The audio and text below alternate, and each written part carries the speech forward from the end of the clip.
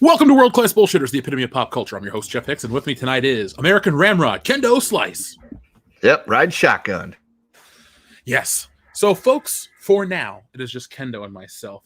Dion is on his way. He is busy watching Terminator Dark Fate again, so we need to give him a couple minutes to get here. But we didn't want to make everyone wait because tonight is a hot show. It is the build-up to Toy Fair, and you think, Toy Fair, how does that make a hot show? Well, it just shows you the holes in the marketing campaign for Star Wars, so that'll be fun. We're going to be talking about the probably canceled Cassian Andor series, Sonic beat Birds of Prey to become the biggest grossing video game film ever, and a whole lot more. So tonight, let's start out our show like we always do and give a shout out to our patrons. So Kendo, let's see who we got from Patreon. I actually should have typed this in before we started, but I did not. Yes, we have people. Yes, we do have. We have a lot of them. Let's see. Last week, we have one new this week. We have George Burnett. So, George, thank you very much for joining. He joined on Valentine's Day, so he showed his love for WCBs and, joined what we put over there. So, Kendo, care to tell the listeners what we recorded last week? Because, actually, you've been getting a lot of praise for your political knowledge. Oh, our first inaugural episode of Political Bullshit? Yes. Yeah, well, actually, and this might be a semi-spoiler for if we do an after hours, we could just, since it's just the two of us, we could just make it our second episode of Political Bullshit since there was a massive master debating going on last night. It could. We could just have a super episode of After Hours. Yeah. So, folks, if you like that sort of stuff, yes, we keep it entertainment-based here on the channel. We're not going to change because it's an election year. But Kendo thought it would be fun to talk about some stuff. I'm getting to learn with you, and it's interesting. It's enlightening. So we'll put the class in world-class bullshitters. Right. With it being an election year and as contentious as things are, we've decided that it's impossible for us to avoid these things, and people want to know what we think, so we make fun of it. Yes. We enjoy making fun of everything. Yeah. I'm sorry, I'm just laughing at Tony Sandwich's comment, but we'll keep moving forward. So, what do you want to talk about first? Do you want to start it out with the last week's big news, Sonic the Hedgehog? Yeah, we can talk about Ron Jeremy. Oh, yeah, Sonic the Hedgehog. Well, gotcha. Depending on the speed he thrusts at, it is supersonic. So, yeah, well, he's got to go fast, got to go fast, got to go fast. He does. So, I haven't had a chance to see the film with you. I have not, but after they fixed the trailer, I was kind of like, maybe this is not going to look too terrible. It looks a lot better now. It's something I'll probably drag my nephew to because I'm sure he's going to want to watch it. So I might go see it one day this coming week with him. Yeah, I mean, I have an interest because of the fact that they updated it, but it looks fun. Everyone keeps praising it. Like, we talked about it on this week's High Council, and everyone's like, oh, it was fun for a kid's movie. It was this, it was that. And I'm just like, oh, okay, cool. Maybe it's worth my time. Yeah, agreed. I as a kid, I played Sonic. I know that was like the big thing. I never picked Sonic over Mario, but I was one of those people. I had both systems. I had a Nintendo, Super Nintendo, and a Sega, so I played both just fine and happily. I never, thought there was a war to be had. And I never thought, man, I got to see Sonic the Hedgehog on the big screen. And then when that first trailer came out, I'm like, this is why I never had to see Sonic the Hedgehog on the big screen. And then they went and they listened to the fans. Shocking, I know. An entertainment company listening to the fans. And they went and they were like, well, this is going to be a shit show if we do it this way. We need to go fix this. So then they went and they fixed it. And everybody that I've been seeing, a lot of people sending me messages saying, dude, you got to go check out the Sonic movie. It looks great and it's a lot of fun. So like I said, I'll maybe go catch a matinee or drag the nephew to go see it. Yeah, it looks really, really good. Just I'm talking aesthetically from what I'm showing the viewers right now. I just like the look. Yeah. I almost wonder if we're going to get a Mario movie that basically just rips those high definition renders that they use in all the video game ads and just puts that in a movie. I don't think anyone would complain. It's the most purest form of Mario you could get. Right. Yeah. I mean, I would like to say they couldn't do any worse than the original Super Mario Brothers movie, but we are talking about an industry that can always find ways of, totally embarrassing themselves and going under the bars that they set really low. So I wouldn't hold my breath that they could do a worse job, but I would like to think that they couldn't do a worse job. Well, I saw the Super Mario Brothers film back in the day, and Oh yeah, it sucked. There's just nothing else to say. terrible. It was a shit movie. Yeah, I was just like, this has nothing. What does this have to do with the Mario Brothers? They don't look like the Mario Brothers. They don't act like the Mario Brothers. No, Dennis Hopper is King Koopa, and it's like, dude, you aren't Bowser. What the hell? Mm-mm. I can't fathom a shittier video game movie than Mario Brothers. Well, wait, Alone in the Dark. Oh wait, Blood Rain. Oh wait. I own Alone in the Dark. Why? Because Jesse owns Alone in the Dark, so Oh, well, I'm sorry. yeah, I'm sorry too. Yeah, I'm trying to think. I mean, there's no video game movie worse than Super Mario Brothers. I mean, there are movies probably worse than Super Mario Brothers, like oh shit, I don't know. That's tough. Oh, Mother, that was probably worse. I'd rather watch Mario Brothers on repeat than Mother once. Mother is the only film that my body actively shut down during because it didn't want to watch it. So, who did that to us? Oh yeah, Swinging cock. Yeah, that dude. I think he secretly hates us, but tells us he loves us, but he hates us. I don't know. He's an undercover agent. I'm reading some of the recommendations for video game films from the audience. What would you like to see? If somebody said, Kendo, make a video game film exactly the way you want it right now. Am I allowed to make it? As in, I'm the one that's directing it, saying this is what we have to do? I mean, yeah, we'll just go with you have full power. I mean, a Mega Man movie would be pretty sweet. Oh my god, I forgot about Mega Man. Because, I mean, it's not a linear story on the way that you can pick all the different bosses to fight, but it's really a linear story. So you could totally do a great job with that. Natural inclination is to go to a Zelda movie just because of the fact that that is my favorite and most beloved video game franchise since I was like 5 years old. And have played them all, have owned them all, and all that good stuff. Well, the console, like the main ones, I've not like little offshoot games. I haven't. The only problem is there's no real great way to get it right. But I'd like to believe that I could get it right, so maybe. But a Mega Man movie would be pretty cool. Yeah, would you want it live action or just like Sonic was? Like, well, CGI blended with, I don't know. Would you want it animated or live action? Ooh, that's tough because if you go with the live action, your limits are there. With Mega Man, you would have to CGI a lot of stuff, so you might as well CGI Mega Man while you're at it. I mean, you could have like a dude's face, say Shia LaBeouf as Mega Man. You could have his face like on the Mega Man body. You could do it like they make sports video games where it's like the dudes in the body suits with the ping pong balls on it, and then you just kind of render in it afterwards. So you could do that. That would be neat. I'm going to show you. I would prefer that they would do an actual Mega Man X film instead of just Mega Man. But that's, I wouldn't care either way. I'd still enjoy it. Right. I mean, you would have to definitely base it off of a video game in the franchise. Or, I mean, even then, you've got your main, Dr. Wily, your big bad, and you'd have all that good stuff. So, like, that would be the thing. And you could have an amalgamation just of various different boss, levels he'd have to get through. But a Mega Man movie could be done. Halo would be another movie that could be done if they did it right because, with as many stories as there are to Halo, you could have a franchise. Gears of War would be another one. If done right, would be a great movie. By the way, there is an Angry Video Game Nerd movie, Bradley. There is. So, you can check it out. It used to be on Amazon.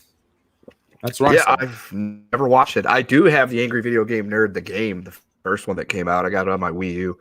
It is fun and ridiculously difficult and impossible with whoever designed the game went out of their way to take any and all bad shit from platformer games and put it in there. So like you'll randomly just die from glitches and things like that. It's frustrating as hell, but fun.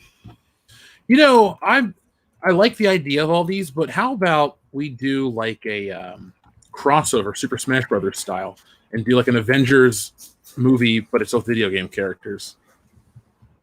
I mean, it's doable. It'd just be called like Nintendo the movie. Well, not even just Nintendo characters. I mean, if we look at the Super Smash Brothers roster, Nintendo has thankfully moved beyond just strictly Nintendo characters. Mega Man is now part of Smash Brothers. We have Ryu from Street Fighter, Solid Snake. It would just be fun if down there they're like, yes, and now the ultimate video game crossover movie, Super Smash Brothers. I would go see it. I'm not sure what the plot of that movie would be, but I likewise would go and watch that movie. I'd be like, all right, let's go watch a 2-hour-long movie of just various video game characters beating the hell out of each other with different varieties of weapons. I think it should just be like Enter the Dragon, but, with Nintendo characters. Hey, as long as they put that bat in there and every once in a while somebody gets the good swing on there and you hear that loud ping sound and people go flying off the screen, I'll be totally set. Like, sweet. Yeah, I love it. People in the chat seem to like the idea too. So the Nintendo Cinematic Universe, the NCU, yes, that's what we'll call it. I mean, it's doable. They've already got some Pokemon movies out there. Yeah, I only saw the first 2, the animated ones back in the day. Yeah, Detective Pikachu is actually fun. It's worth at least a watch. Marvel vs. Capcom would be a fantastic film, but yes, it would be. You just have to not worry about this overarching plot and tying it into the MCU. They're just like, hey, in a pocket universe, this could happen.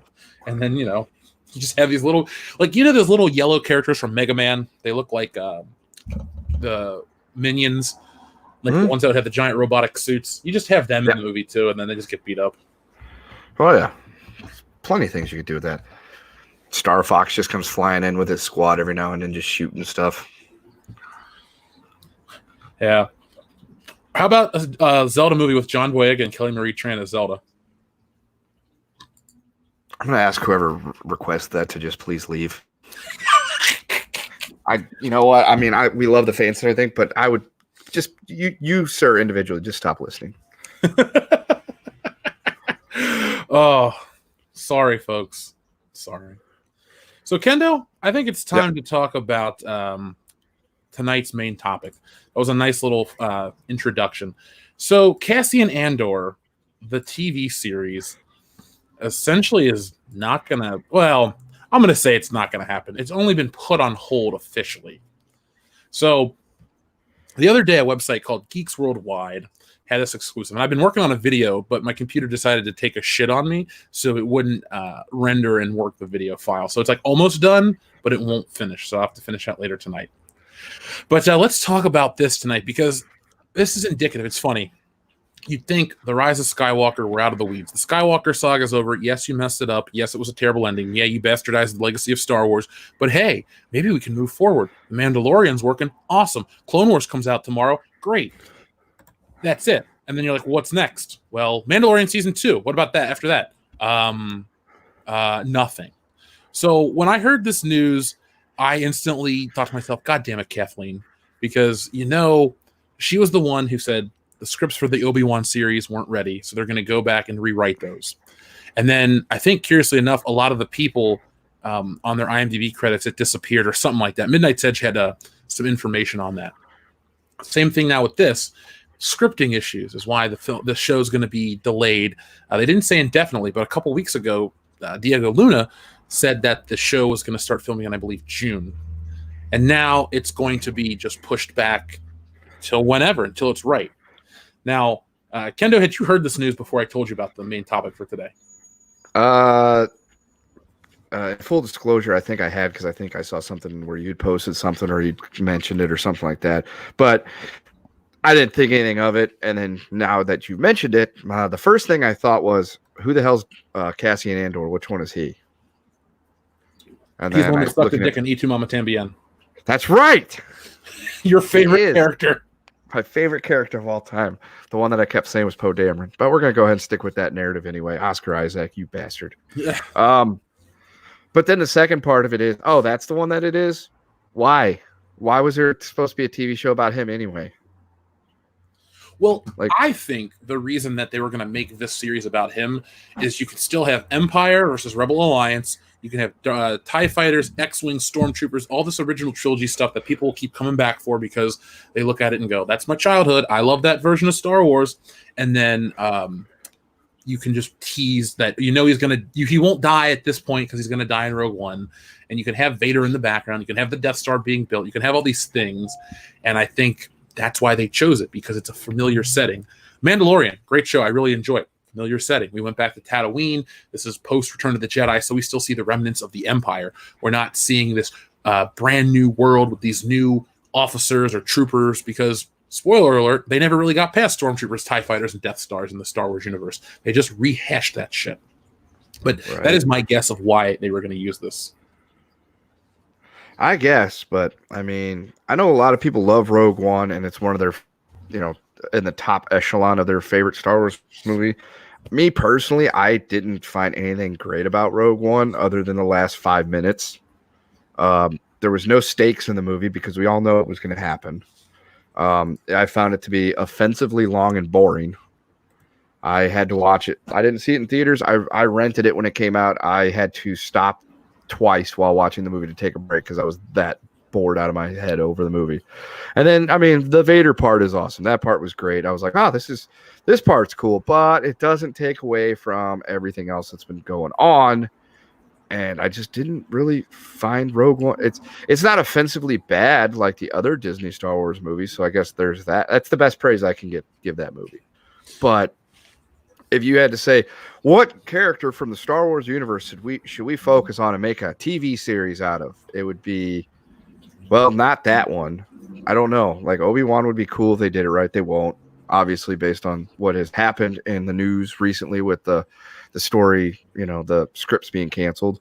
I mean, you can't really do a Boba Fett one now that you've got the Mandalorian, which is great. And then, there's all sorts of other options out there, but it's like Cassian Andor. I mean, what's next? Are we going to get a Sebulba, a Star Wars story, TV show about him being actually, no, now that I say that, a Sebulba pod racing TV show would be way better than this. Would we treat it like that, either like Speed Racer, or what was that Hanna-Barbera one with Pixie or Trixie and Dick Dastardly? You know the show I'm talking about? Wacky Races? Yeah. Wacky Races was great. Something along those lines, but make it be Star Wars. Yeah. I mean, there's so many other options you could go out there. You don't need the gritty Star Wars TV show for everything. I mean, The Mandalorian's going to go down as one of the best things that happened to Star Wars, but potentially one of the worst things if they decide every character should have a story made after them. It's like, no, it doesn't. Well, folks in the chat, tell us some of the ideas you have for your most outlandish Star Wars television series. I mean, Kendo's of Sebulba actually is pretty fucking cool. Just wacky races, pod racing. You do it post episode 1. Anakin Skywalker wasn't that big of a deal in terms of pod racing because I think that was the first race he completed and, well, he won it. And then he's off the planet. So you could have an entire, you don't have to worry about tying it to the Skywalker saga. You can have it be about crime and Jabba the Hutt and very Ford versus Ferrari. That actually sounds fucking cool. Look, you were trying to do something funny and you created something really fucking cool. Yeah, I was going to say the pod racing thing would be actually really cool with Sebulba and all those other people. So one that would be really stupid. Constable Zuvio, a TV show, that would be stupid. There you go. Yes, just as dumb as the Knights of Ren, a TV series. It's basically 12 episodes of them sitting in a room waiting for Kylo Ren. I almost called him Darth Maul. Excuse me. That was a much cooler character. 1,000 times. You know, it's funny. Lucas could make a character that had maybe 5 or 6 lines of dialogue and become, integral to pop culture, a big part of it. And now Disney can throw these characters at you left and right, give them big roles, make them do stuff, even though it's inconsequential in the grand scheme of things, and none of them stick around. It's almost sad how none of the Disney Star Wars characters in the films actually made an impact on popular culture. No, none of them. Like 10 years from now, if they don't make another Star Wars movie per se, nobody's going to give a shit about any of the characters that were in the Disney trilogy. Our friend Reed Palancha sent in a super chat. Thank you very much, Reed. Normal is an illusion. What is normal for the spider is chaos for the fly. Morticia Adams. Is it odd that failing series are continued and successful ones stopped? Yeah, not from Disney. By the way, I love the Addams Family, so thank you. Yes. Which one's your favorite, Kendo? Values or the first one?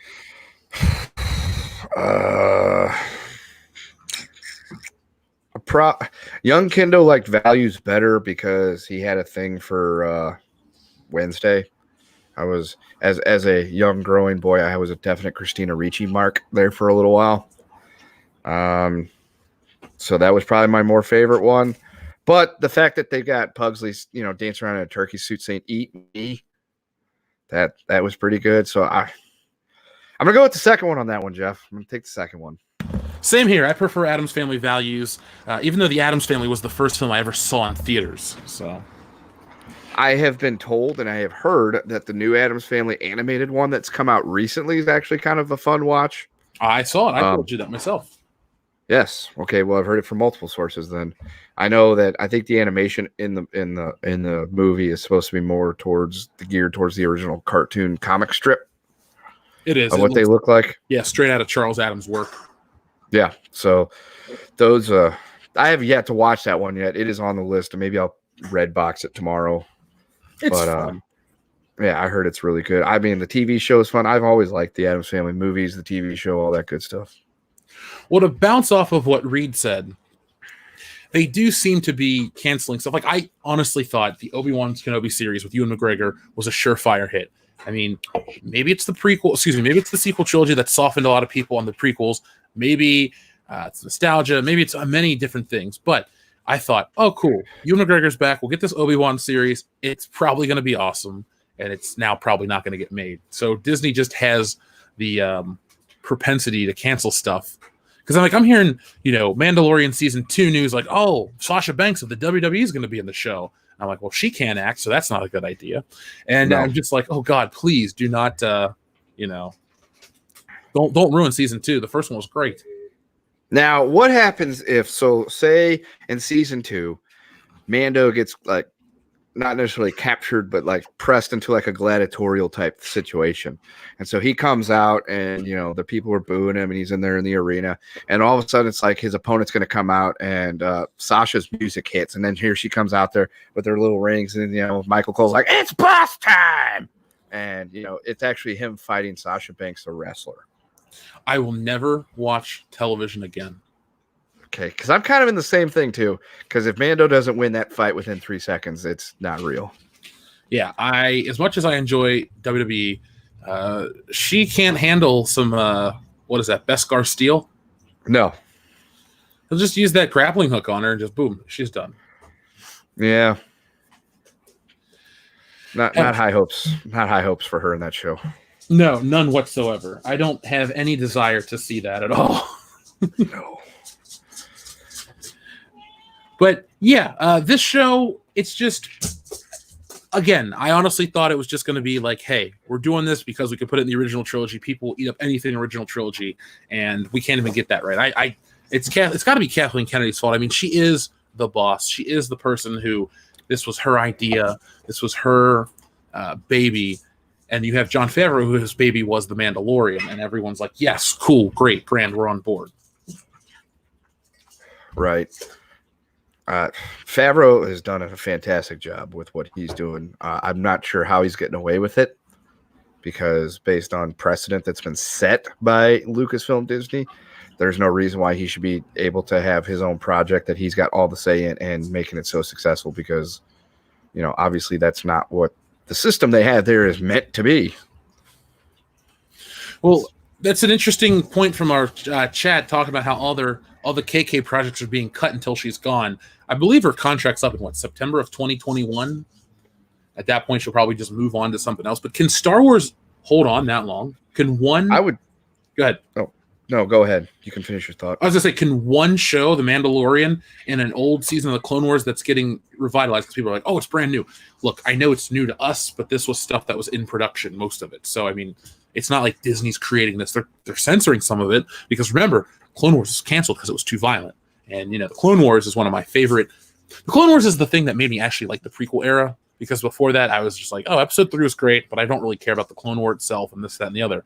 But I watched the show. I really got into it. And I really cared about the clones, especially the one where they got the defective clone and he's like, he's our brother, blah, blah, blah. I was like, this show has substance. But I guess it was too violent for Disney. Right. So what I was going to say is, to your question, can it survive? My answer is yes. Yes, it can. It can survive off The Mandalorian. So if Kathleen Kennedy is only going to be around to September 2021, and I'm not going to say she's going to be leaving because there was a lot of people that jumped that gun and were like, she's being fired. We know it's her, her pink slips in the mail. We never said that because No. we're like, we're not going to say that until it actually happens. So say she doesn't, it comes out that, this is, her last hoorah, and she is out the doors, in that would be a year and a half from now. Mhm. So 18 months time. So say there's 18 months. Yes, I do believe they could survive off that. Yes, the new Clone Wars thing coming out. If it's as good as the original run, I could see that being able to, for something for them to ride for a bit, even though, JJ killed Ahsoka off screen. Don't ever forget that. The Mandalorian new season comes out this fall. That'll be good. And then it's like, what? So we got to wait like 9 months before we get new Star Wars stuff? We can handle that. If it means we're going to get the good shit because she won't be in charge anymore, I'm on board. Now, granted, they could always replace her with essentially her, clone. Well, Michelle Rejuan was a name that was thrown around for a while. So I don't know her. I know she's like a J.J. Abrams plant, but I don't think she would be much better. Yeah, I mean, if she's like pretty much like a Padawan of Kathleen Kennedy, it's going to be essentially the same thing, but, a new person. Real quick in the chat, I want to give a shout out to Drunk 3PO. He's joining us tonight, as well as our friend Ryan Cannell from RK Outpost. Hello. I had the opportunity to meet Ryan back at August when we had our Star Wars or our fan meetup. And Drunk 3PO, we haven't had a chance to meet, but one day we'll stream together, man. So, Kendo, we talked about The Mandalorian. Yep. And how it's the show that caught, fire. Everyone loved it. We loved it. We had a lot of great things to say about it. But what is the part from The Mandalorian that seems to be everyone's favorite? Oh, the Chicken Man. Yes, the Chicken Man, Gustavo Fring, a.k.a. What's his real name? I can't even remember. Oh, God, Giancarlo Esposito. There you go. Well, that is the wrong answer. It's actually Baby Yoda. Yeah. So, Baby Yoda is now getting merchandise. It's a little late to the party. The show, The Mandalorian, debuted, October or November? Something like that. Yeah, November. It was, something about that, yeah. In the fall. So, we had The Mandalorian come out. The Mandalorian had a figure. We also had a figure of the off-world Jawa and the droid, and now Cara Dune's out. So just a few Mandalorian figures, which is fine. No complaints. I firmly believe a lot of people in the audience, if Baby Yoda would have come out as an image before the show, people would have been like, what is this crap? I don't think it would have enticed a lot of the audience. It would have just pissed a lot of people off. But now we got Baby Yoda merchandise, very late. But is it too late? I'm going to go with no. The Baby Yoda character, for somebody like Mecha Random 42, she's in love with Baby Yoda. She thinks it's so cute. When I watched The Mandalorian in Philly with Jesse's family, Jesse's mom likes Baby Yoda. Everyone just finds this character kind of, whatever. But we have Toy Fair this weekend, and a ton of stuff was announced, mostly Baby Yoda centric. So, could you ever be convinced to buy Baby Yoda merchandise? Oh, easily. I mean, I wanted to buy Mandalorian shit as soon as that first episode came out and it finished. I was like, if I'm not a big action figure toy buyer anymore, but if they're gonna make Mandalorian toy line, I'm totally in on that one because I need a Mando, I need a Baby Yoda, and I need a Gina Carano real and/or action figure. And I need a bunch of stuff in my life now from the Mandalorian show because I want to support the show because it's great. And I would totally buy a Baby Yoda figure. So we have an animatronic Baby Yoda at $60, and officially it's called The Child, but we've already known that since the show was out. And people are going nuts for it. This weekend at Toy Fair, we're going to see images of it. And prior to this, we were there's an article that came out. I'm making a video on it as we speak about the Star Wars merchandise sales actually went up. They helped Hasbro in 2019, the holiday season, which is weird because they barely put anything out. But I've heard a lot of people say that it's because Baby Yoda merchandise spiked the sales. But there's nothing out. But there were pre-orders very early on. And I found it weird. Unlike most Star Wars figures, when you get like pre-orders or information, you get an actual picture of the toy. They used the CGI rendering to sell you these figures, and they made them look cute and cuddly, but they weren't a real thing. They were just a computer rendering. They'll do that with wrestling figures, but they don't usually do it with Star Wars figures. You may see like some behind the scenes Gentle Giant stuff, but usually it's like, oh, this pre-order is available now, and you can see the entire case assortment, usually a boxed image and unboxed image. But this was bizarre how Baby Yoda was marketed.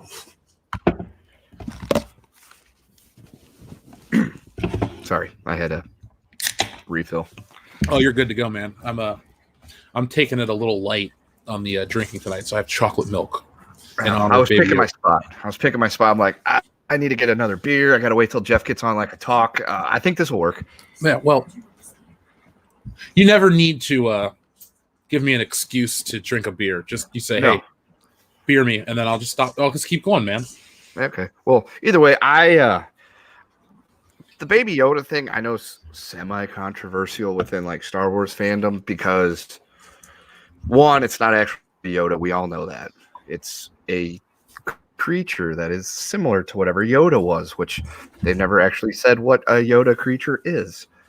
So that's kind of an intriguing thing to me because it's like we've seen other Wookiees, we have seen other aliens and Rhodians and all that other, jazz, but we've never seen a second looking Yoda except for that one that's in the memes with him about like he banged her and that's where Baby Yoda came from. So to me it's interesting. I know there's a lot of people that aren't Star Wars people that have gone gaga over it, and I think that's where a lot of the anger comes from, is that there's these new people coming to be part of the group that likes Star Wars over something like that. And there's all these other people that love Star Wars.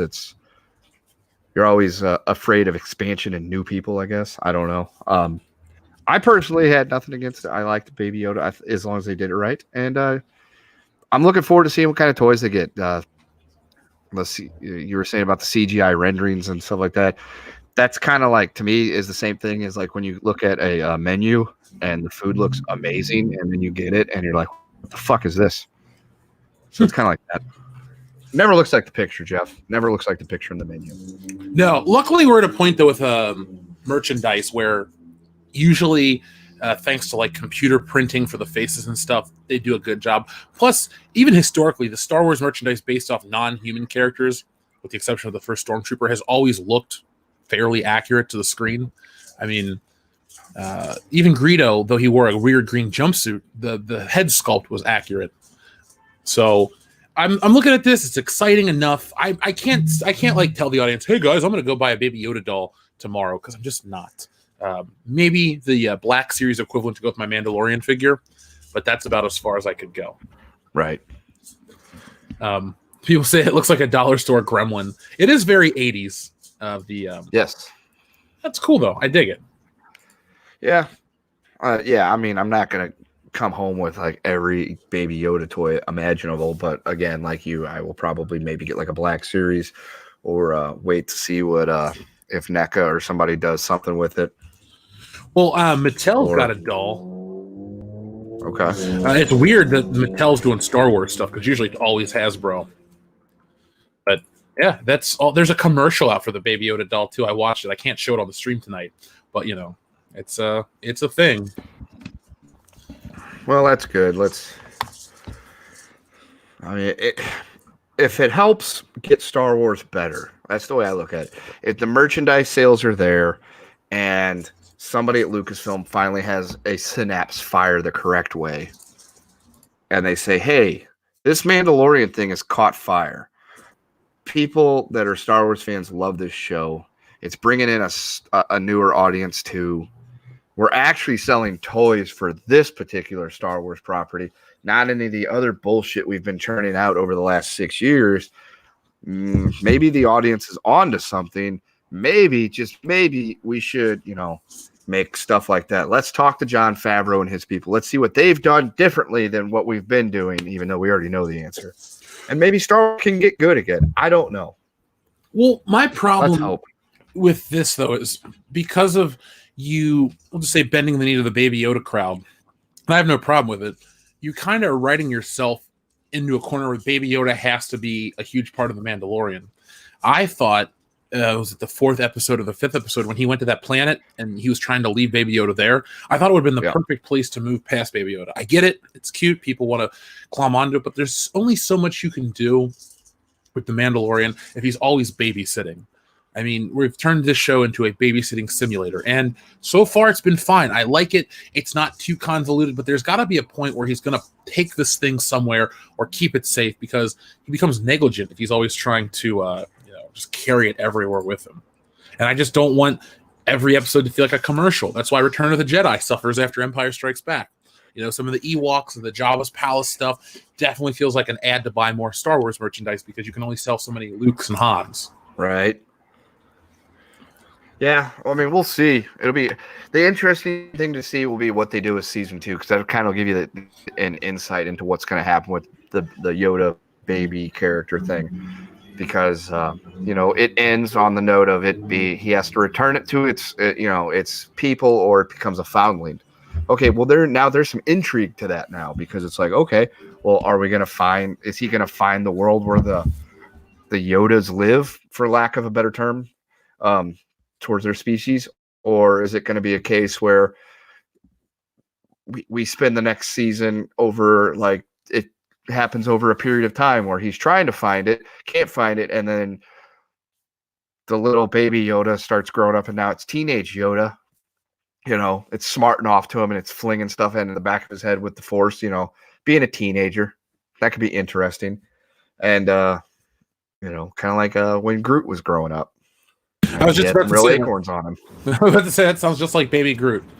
Yeah. So could it be something like that, or could it go a little bit further into the future, and we have a Yoda character who is a powerful Force user, but is also a Mandalorian? So that could be interesting. I would like to think that, because taking off what you said, leaving it with that village would have been perfect. That would have been a good way to move past it. But if obviously I would like to think that Jon Favreau has an end game in mind. He's just not writing this as he goes along.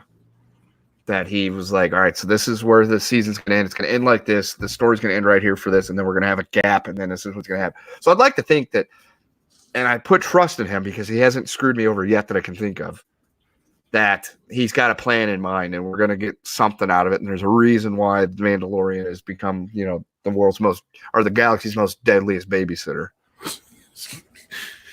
Do you think he could take on Mr. Nanny? And are we talking about it's going to be like a shoot, or are we talking about a work? Let's go for a shoot. Well, in a shoot, yeah, he's got Mr. Nanny down. I mean, I would like to think that the Mandalorian could take down, the Mr. Nanny easily. Now, if it's a work and it's a sanctioned match, well, him going over, that just won't work for me, brother. No, that's not for me, brother.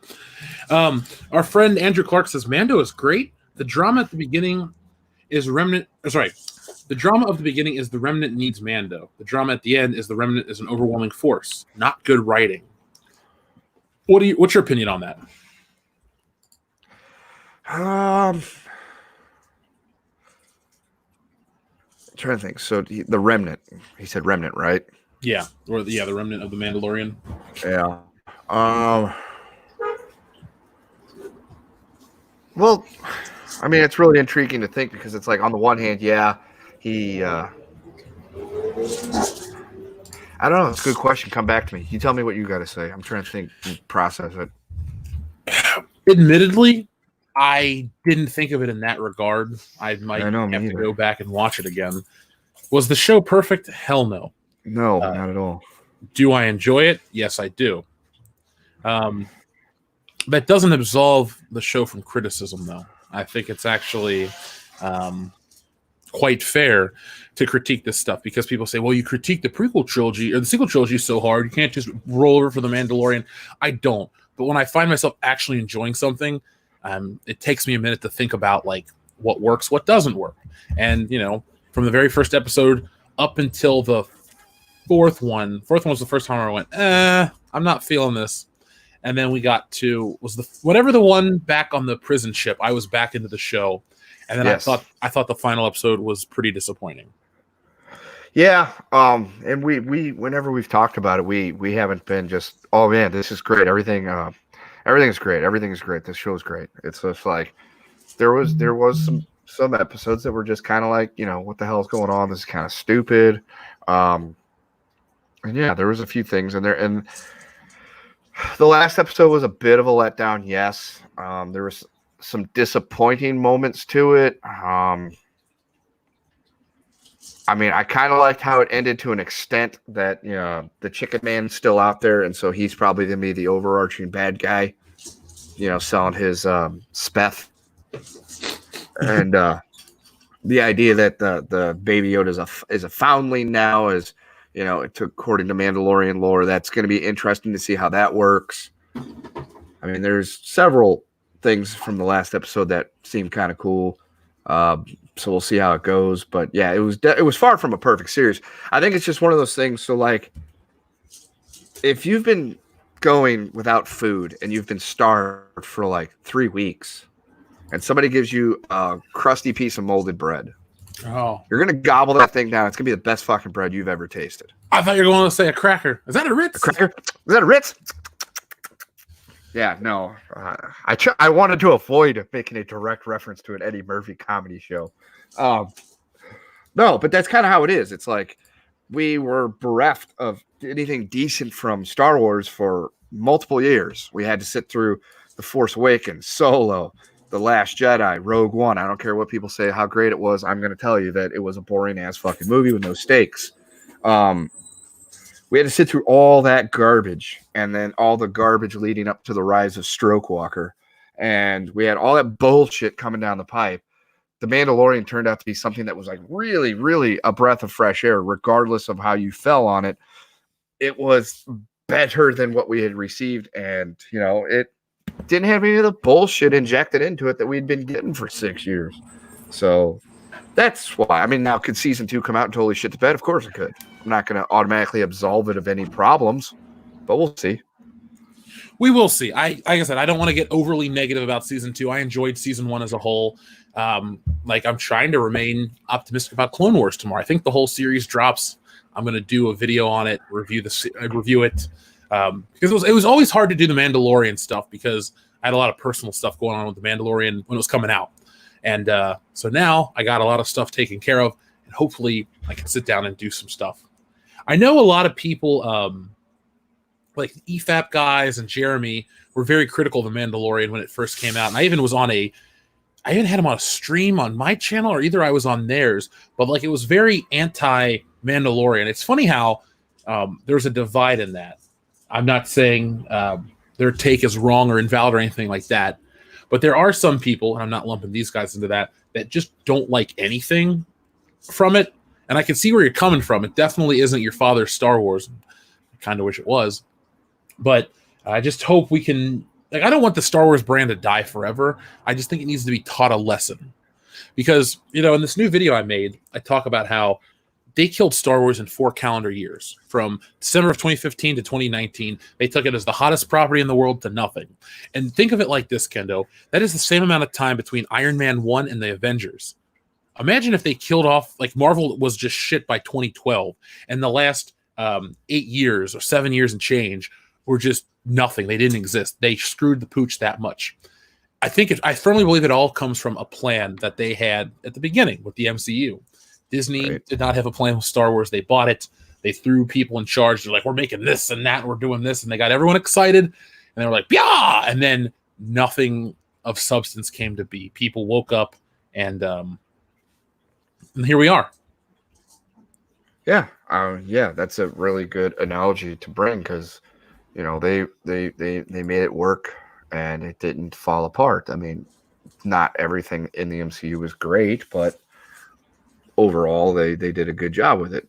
Not everything in Star Wars has been great, but there's been some shining spots, and I agree with you in that there are some people that just want to hate everything that comes out from Disney Lucasfilm just to do it, to stand, on one side of the fence. But that's kind of where we are as a society in general, is that we're very factional, as in there's no common ground, there's no middle ground. You have to be on this end or you have to be on that end. You can't really see there's no commonality anymore. It's like you're either with us or against us 100% full bore. Only Sith steal in absolutes, though, Kendo. That's true. That is very true. So either we've had lots of Sith that all of a sudden have come out of the woodwork, or we're just living in a very polarizing time. And I blame social media for most of that. But at the same time, it's like it's okay to step back and acknowledge some of the good that has come or some of the things that have been enjoyable. Now, if somebody says they hated The Mandalorian because they thought it was boring and stupid, that's fine. That is your opinion. Just like people that I know several people that think the sequel trilogy is the greatest thing that's ever come out of Greytown. I disagree with them vehemently. I point out why I thought it was bad. They point out why they thought it was good. Sure, whatever. That's fine. You're an idiot, but that's fine. So that's just kind of where it is. It's just like they can like what they want to like. They can hate what they want to hate. I like to try to look at it objectively to say, okay, The Mandalorian was a lot better than what we've gotten, and I'm happy with it. I will watch The Mandalorian all 8 episodes again. No problem. I can sit down and binge it over the course of a weekend if I'm bored. I can't say the same thing for the rest of it. But if somebody wants to tell me that they hate The Mandalorian, more power to you. Yeah. It's going to be interesting to see where this goes, because I saw this article from Scott Mendelson pop up. I'm going to get into it a little later, but he basically is saying Star Wars may never recover from the damage done by the rise of Skywalker. Now, like I said, I got to read this thing in depth to get an opinion, to respond to Scott, because we always do that here on the channel. But do you think, and this is the question for the night, folks, can Star Wars recover from the rise of Skywalker? Yeah. I want to say yes, it can, but it's not like an overnight fix. They can't just slap together a new Star Wars movie and say, all right, folks, we got a new Star Wars movie coming out Christmas 2021. George Lucas is involved, and everybody else is involved, and we're bringing back Mark Hamill, and we're going to make it great. It's going to be great. It's going to be great. It's going to be great. It's going to be huge. We're going to make it great. Okay, well, we have to wait and see. There obviously has to be it's something that there's going to have to be a long passage of time before they can try to even consider doing it again. I would say they need to just shelve like the saga movies for a good 5 or 6 years and just kind of let it all mellow and then try to come back the right way. If they want to do their TV shows, that's fine, but the episodic stuff, I mean, I personally think it should be done with, just because it was over for me after episode 6. And then after the prequel trilogies, it was over for me after episode 6. If it's going to recover, if they're going to fix it, if they're going to bring it back, it's going to take a good 6 years, which is dormancy, to let everything just kind of go by the wayside and then try to do it again.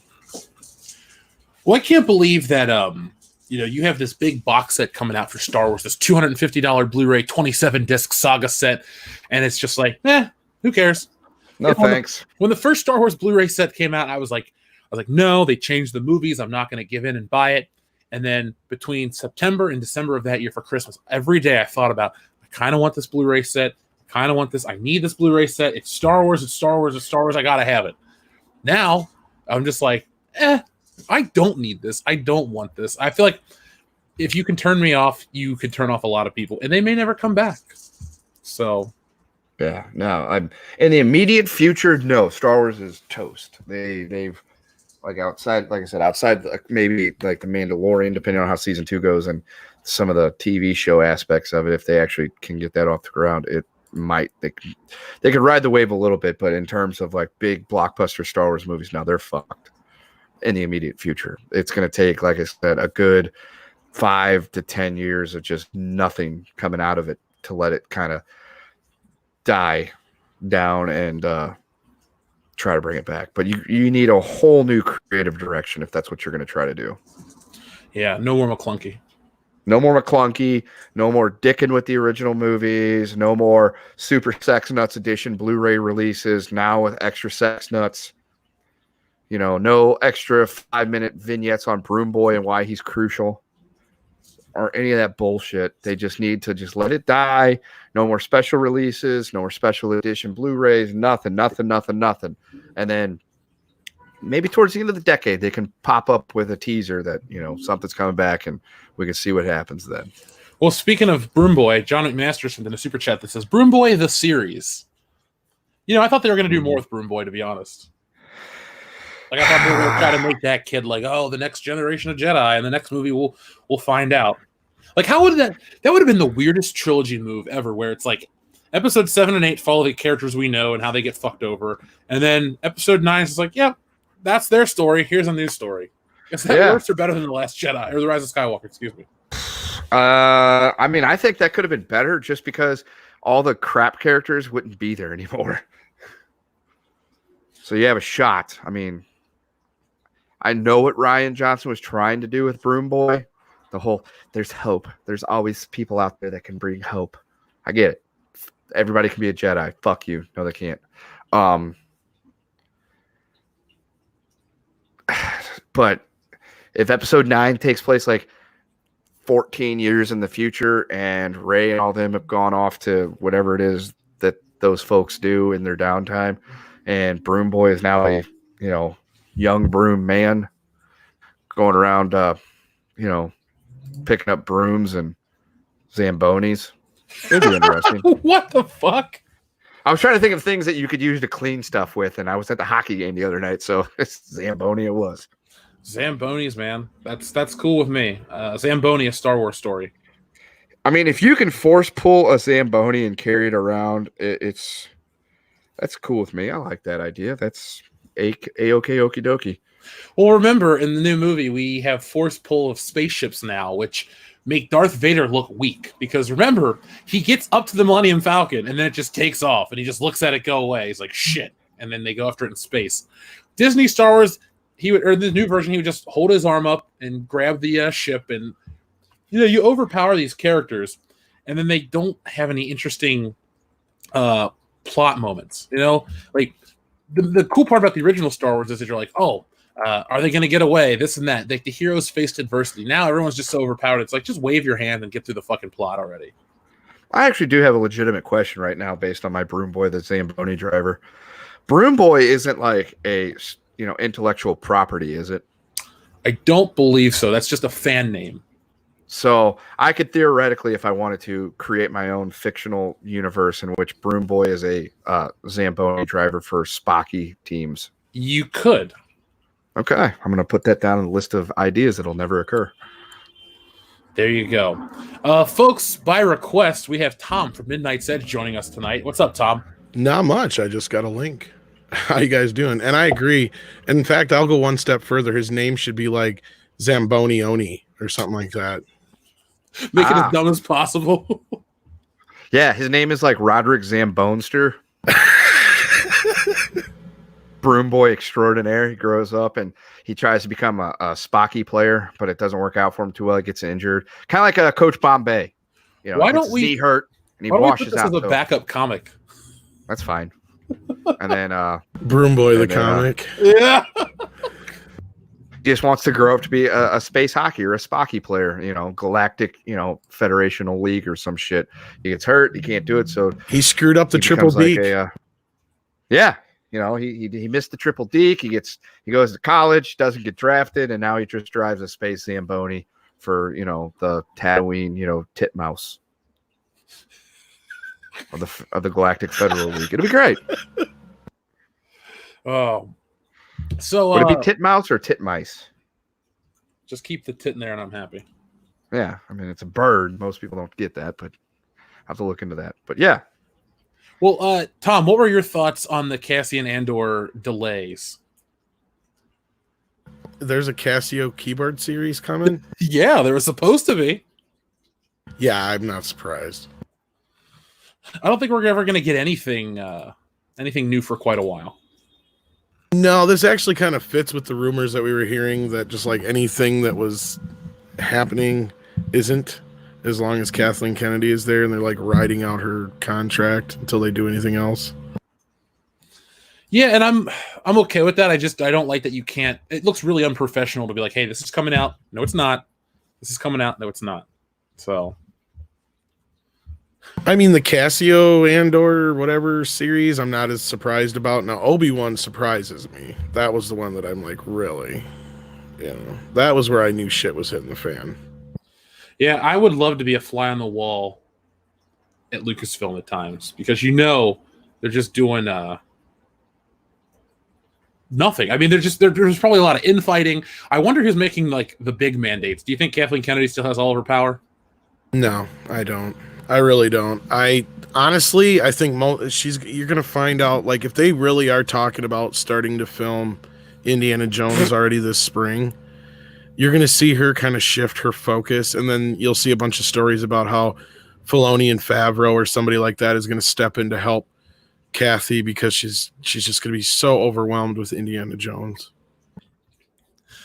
I really want Indiana Jones 5 to be awesome, but I just have no faith in it. I've been burned. I mean, yeah, I think it's fair to be like, hey, it could be great, but it's probably going to suck because the fourth one sucked. Pretty much. That's where I'm at. I mean, it doesn't matter. It's all the same people still. So, Kendo. Indiana Jones 5? Any hope? Negative. All right. Didn't think so. Just wanted Hard to check. no.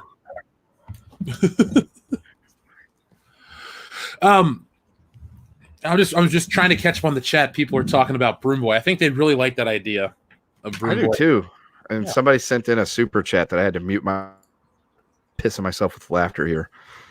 Here, I'll read it then so I can get to it. Yeah. Let's see. Miguel Olmo, first off, says, how about the first Dark Jedi? A show about the first Dark Jedi. Now, is the Dark Jedi like just a Sith, or is it like a Jedi code that's slightly along the kind of like how Obi-Wan Kenobi was with the Duchess Satine, where he's like, yeah, there's a code, but I'm not going to follow it to a T type of thing. Do you guys know? I would assume it's like a gray Jedi kind of thing, yeah. Yeah. Like, I'm not Kinda opposed. like Go ahead. I was going to say, it's kind of like a Knights of the Old Republic where you don't really have a full alignment, but you can use Dark Jedi powers and regular Jedi powers, maybe. Like, I'm not opposed to more lightsaber duel. It's funny when I talk about, if you listen to me talk about Star Wars regularly, you hear me go, oh, I like the space battles and the ground battles and stuff like that. I'm not in love with the Jedi stuff. But because it's been so long since we've had a serviceable, I'm not even going to go out and say good, but a serviceable lightsaber fight, I'm kind of missing just some high-octane lightsaber dueling. And I'd like to see it. I mean, sure, if you do it every week on a TV show, it would probably, lose some of its, Canal, he knows the stuff. He says it's a dark side force user who is not a full Sith. So, well, there you go. There you go. I mean, I was kind of assuming somebody like Dooku or whatever. Yeah, kind of. I would love to watch a Dooku show because remember how he's conflicted in episode 2? Yeah.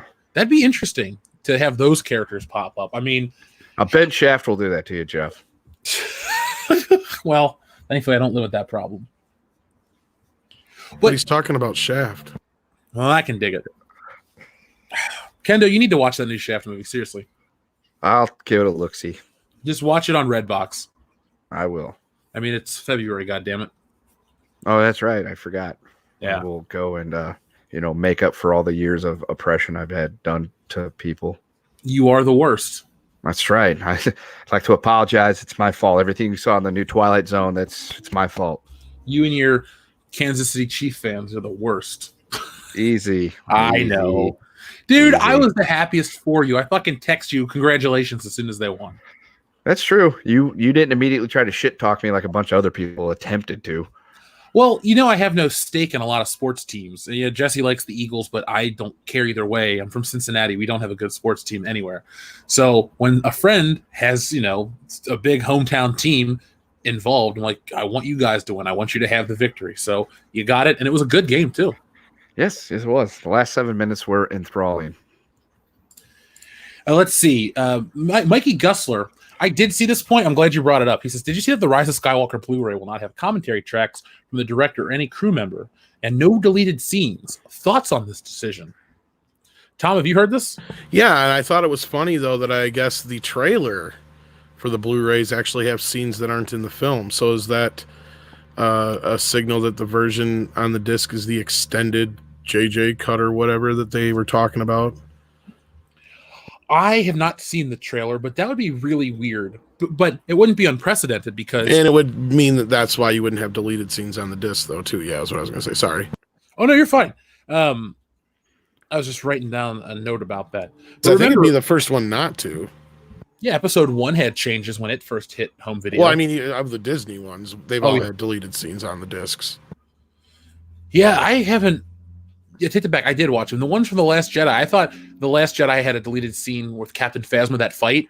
That was actually better than anything else in the movie. Or the joke with how Luke would make Rey run everywhere, and he made her run to the... he's like, go to this campsite or whatever. And it turns out it was just people having a barbecue, and she like cut through a wall or something. I'm not saying that saves the movie, but they cut out like some decent scenes. So...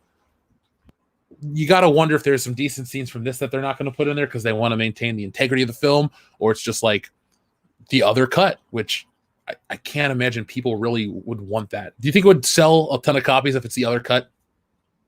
I doubt it. Not to the extent they want it to, but I mean, you're going to have some people who are curious. What about you, Kendo? Would it get you to watch the film again if it had an alternate cut? That's a big no on my part. I would rather be, beat in the head with a hammer. Well, I won't hit you in the head with a hammer because you're my friend, but I don't want to watch it either. People want to go on about like, oh, The Rise of Skywalker did this and that. I'm like, The Last Jedi did all these things, caused all these problems, and now we're just kind of like, yeah, well, it's over. Let's move on to the next one. And yes, once was enough. Yeah, I mean, we'll probably have to do the drunken commentary for it just to finish out the whole series, but let's make sure I get really drunk. Yeah, I will get really drunk for that. I have no qualms about getting annihilated and watching a shitty Star Wars film. Right. That's the only way I can do it. That's we got through episode 7, couldn't do 8. We did microwave the disc, though. Right, and I dropped the big leg on Hulk Hogan style. It was a great night. I physically assaulted the box case that it came in. It was good times. But Mikey, I think it's a weird choice. I don't know how to describe it besides just saying the word weird. I'm not trying to repeat myself, but normally you get these films that are coming out. They're like, well, it used to be when DVD was in its prime. We're talking documentaries that were like 90 minutes long. Sometimes you get even longer ones that were better than the films themselves. You get galleries, deleted scenes, bonus features, scripts that you could read. Like DVD, they really took advantage of that format. And then you got the Blu-ray, and some of that carried over, which was, I really liked the discs where you would get the high def master of the film and then all the old features, even if they were just in standard def, you still got them. Like the Bond discs, you'd get all the special features for the most part. But now we've moved on to the era where it's like, yes, you get better sound and more stable picture from a Blu-ray, but they're not, chock-ing it full of features. Like sometimes those features pop up on YouTube on these official channels. So I don't know. I guess maybe it's a way to make people either buy the special edition box set, which is going to have all those bonus discs and bonus commentaries and all that stuff, or it's just Disney's way of just trying to get the film out there, make the money, and then, Star Wars is done on home media. Well, it's not just Disney. This is kind of something that's across the board. And actually, Robert Meyer Burnett and I've been trying to get together to do a short video to not really rebuttal or take down the Angry Video Game Nerd or anything, but kind of clarify some things that he said in one of his recent videos where he's like, he's got some legitimate gripes about Blu-ray, but as far as they go, they like end at like cases and stuff, because all this stuff with the special features and all that other stuff, and the reasons why Blu-rays should be but aren't more advanced as far as like menus and all other kind of fun stuff the DVDs were, is because the people that were working on them no longer work there. Robert Meyer Burnett was one of them. Like they got rid of all these people who did all the behind the scenes stuff, who worked on all the discs and all these teams, and they gave it to the promotional departments. So all they do is just slap on the movie, slap on the EPK stuff, and if they will actually do the legwork, or they actually made sure to sign off on special features for future releases, then that's the only time stuff will get carried over. I saw that nerd video. I didn't watch it. I'm a fan of James Rolfe's stuff in general, even his non-Angry Video Game Nerd. But I'm like, to me, shitting on Blu-ray is the equivalent of like when people say VHS is the best home format ever, and they're like, VHS still is better than disc. I'm like, is it though? Right. I think he's just misinformed. I think he doesn't realize that, like I said, they used to sync tons and tons of money and resources into these DVDs back in the day because they thought that was how to get people on board. When it came to Blu-ray, they didn't give a shit anymore. Right. No. Yeah, I watched his video. I watched his video because I wanted to see like what he had to say about it because I never really thought of DVD versus Blu-ray. I mean, I have noticed some of the stuff like with the menus and the features and things, and I'm also a fan of his channel and his work. I took some of it as like, oh, okay, yeah, he's right. I've noticed that too, but a lot of it I kind of just took as nitpicks. Right, and my point is like it's not the filmmaker's fault. It's not the format's fault. The format is actually you could do all kinds of neat shit with Blu-rays. They just don't have the people there to do that stuff anymore, like they used to with DVD. That's all. What I hated about Blu-ray is like Universal movies. You would get that live connect or whatever it was called, and you'd get new trailers for movies that weren't even out yet every time you would turn on a movie. So like when I'd watch Back to the Future, I'd get a trailer for like Fast and Furious 5 and 6 and 7 or not. I don't know exactly what I saw, but they would update them because you had an always online Blu-ray player. And that was one of the things I didn't like about Blu-ray. Plus, I had never had a player that wouldn't play a film based on like some of the, I think it was the cache data or whatever. I had to like clear the cache of the PlayStation so it could play Zack and Remake a Porno. So yeah, there are some downfalls to it, but I mean, when I buy a Blu-ray, I just want the best. I mean, obviously you get 4K now, but I just want the best looking movie I can find. Preferably bonus features, but I'm not going to take a lesser picture quality if I have an option. Yeah, logistically, a Blu-ray does have much, much better picture quality and sound quality than a DVD does and ever could. So, but again, now you have the same problem with DVDs. The same people making the Blu-rays are making the DVDs. So you pop in a DVD, it's the same static, shitty menu as the Blu-rays. It's all the same crap. It's not like the DVDs are getting anything special the Blu-rays aren't. Do you remember Superbit? Those DVDs that were like somehow better looking DVDs. Well, that was just because they maxed out, the bit rate on them. Yeah, that's all that was. They were all right. I mean, the only people who would notice a difference at that time would have been people who had really, nice televisions and a nice setup because that was before they had a home HD format. That's all it was. It was to just kind of minimalize a lot of the digital artifacting and all that kind of crap. But yeah.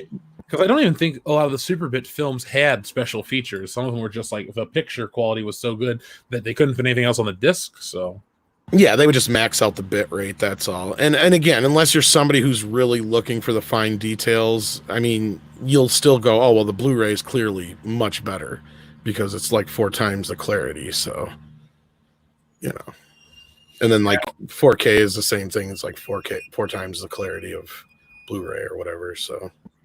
Well, I'm friends with Michael from Retro Blasting, and he's been posting some stuff on his personal Facebook page, and he's talking about the film quality of the original Star Wars. Like, if you get the original theatrical cuts, you can upscale it to 4K because of film, but like the original or the new stuff is mastered in a 2K master, and he's just going on all the technical stuff. But it's interesting that Lucas basically was trying to be on the cutting edge of technology with episodes 2 and 3 and film them in HD, but they can never be like truly like maximized HD by today's standards because they're filmed a certain way and they can't. They just can be upscaled, but they can't be natively that beautiful. They were filmed. Episode 2 and 3 were filmed with really early HD digital cameras, so they were shot natively at 1080i in a 2K negative. So there's no way you can get a 4K picture. Now, what you could do is go through and re-render all the special effects in 4K and like convert all the video of the actual actors and stuff. And it'd probably look good. And that's probably, I don't even know if they bothered to do that for these Blu-rays or on Disney Plus, to be honest with you. Because, that's a problem. And because film, you have basically 4K is the closest we've ever gotten to being able to see the full quality of film at home. And basically it's like, when you go online and you look up a picture, and if you get one that's really low resolution and it looks like crap, but you find a really high resolution and it looks good, that's basically the difference between, watching something on DVD and 4K. It just has that much more resolution to like, encompass the picture. And film is not film and digital don't work well together because film is grain and the grains aren't a constant. So they're like always different. So it's difficult for a computer to like compute that. So we finally gotten to the point though where we're getting close though. That's where I'm getting to. Yeah, I have this discussion with Jessie all the time because she's like, it's not really, 4K is not important. I'm still fine with DVD. I'm like, picture quality is definitely a huge improvement over your old DVDs. Like she put on Team America World Police, and it's a good movie. I enjoy it. It didn't take away from my enjoyment, but I'm like, there's no way you can justify this being better than a Blu-ray. Right, and the other problem is sometimes people don't have their TV set up right or their stuff set up right anyway. That's the other problem. I mean, she's got a high-def TV in here, and it looks nice when we watch, high-quality stuff, but that's neither here nor there. But Mikey, I did not hear about like everything. I saw like some image on Facebook, but I don't know. To me, it just feels like another example of them trying to brush aside Star Wars. Just, hey, let's get through it. Let's see. Our friend Joseph Bionowitz says, Broom Boy and Ray fly the Falcon to the Titanic theme and crash into one of the twin suns. The end. Damn. That'd be interesting. That movie would sweep the Oscars. Yeah, get my vote. I would pay 10 times to see that movie. I would take all the guys and all the Midnight's Edge guys and Mecca and all the Fandom Menace creators, and we'd go see that movie together. We'd make it the biggest event ever. Just want to see Ray die. And Broom Boy. And Broom Boy has not done anything offensive, but he is a remnant of The Last Jedi. So no, I mean, he's got to be in it. Yeah, he's got to go, though. Sorry, Broom Boy. Well, if he dies, he dies. Yeah. That's right. In the words of Ivan Thank Drago. you, Drago. So, for those that have just joined us, folks, the Cassian Andor series has been delayed due to scripting issues, which is convenient because it's exactly what happened with the Obi-Wan Kenobi series. So, for the beginning of this show, we've been questioning, again, the Lucasfilm power structure. We have a president who isn't a creative, who shouldn't be involved with pitching or approving series. Stick to the financial stuff, Kathleen Kennedy. Please let a Dave Filoni or a Jon Favreau or, I don't know, anyone else do it, because clearly she's not the right pick. And as I said before you got here, Tom, imagine this. This is a comparison I made a minute ago. Imagine the MCU shit the bed so hard between Iron Man and the first Avengers that it died in 2012, because it's the same amount of time that Disney has destroyed Star Wars from 2015 to 2019. And I can't believe that's the world we live in right now. Right, or even a better example would be they built up to the Avengers and the Avengers just stunk to high heaven or something like that. Yeah, because you have all this expectation build up. And we were just talking about this on another stream, and I said, it's funny how you look at this, how even if you go even as far back as like the 80s and stuff like that, where I said, it wasn't normal for a movie to have a sequel to outgross the original, right? Well, that trend started to change at the end of the 80s going into the 90s, right?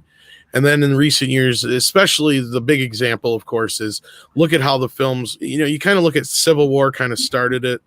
Then Infinity War built up this huge like fever pitch for the Marvel Cinematic Universe to where everything surrounding it made a buttload of money. But not only that, Endgame just broke records left and right. Okay. And complete, like the opposite. Look at what Star Wars did. You went from having the biggest opening of all time with The Force Awakens to having, really close to The Last Jedi, which means, okay, The Force Awakens did mostly well enough to where most of the, you got a big crowd to show up for The Last Jedi, but then word of mouth got around and that movie took a nosedive at the box office after that. By the time it was ending, some analysts say between $700 and $1 billion they lost in comparison, to The Force Awakens. So then you look at The Rise of Skywalker and it barely makes $1 billion at the box office. How do you figure justifying the jump between what you got between those first two movies, like I said, in comparison to like Civil War and Infinity War, and then when they went to Endgame compared to what happened with The Rise of Skywalker, The Last Jedi, and now The Rise of vice versa. You know what I mean? Force Awakens. Yeah, I get what you're saying. It's just crazy because you look at something like the film before it is the reason why Endgame made so much money. Yeah, the film before it is the reason why Infinity War made so much money.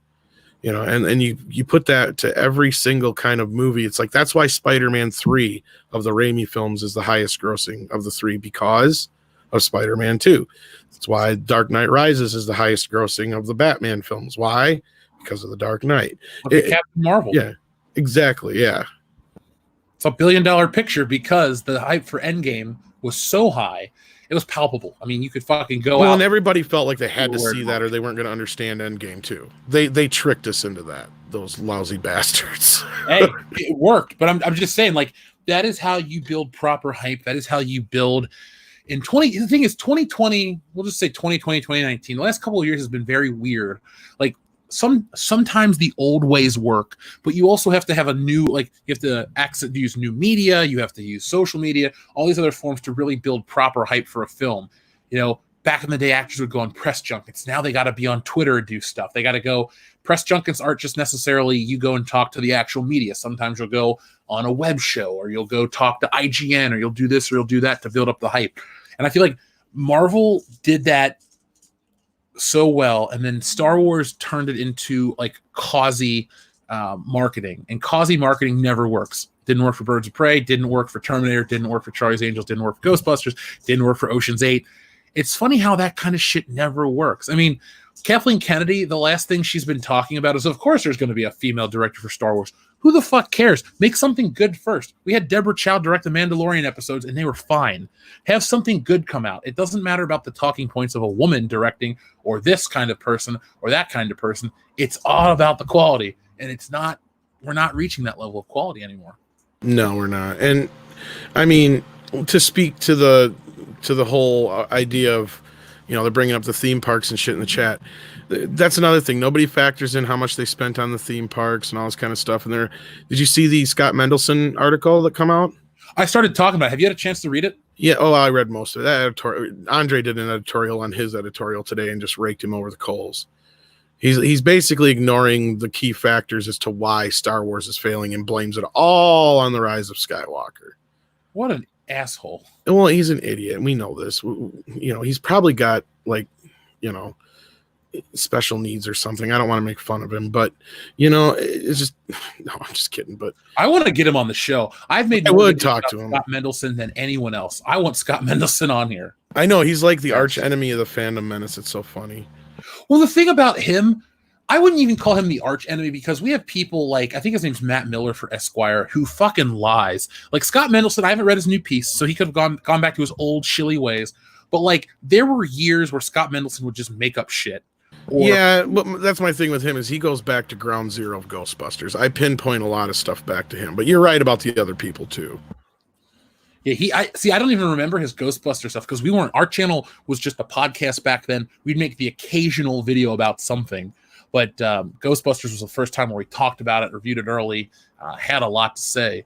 But he's changed his tune a lot, because he's either smart enough or scared to know that, like, you can't be even John Campea has changed his tune. Like, all these people, the shills as we'll call them, they've all changed their tune, because I'm not saying just the fandom menace, but like a lot of these content creators have been calling them out on their shit. And we've had such a far reach so fast that like the defending a movie studio, like, well, Collider is essentially going to collapse in a couple of months.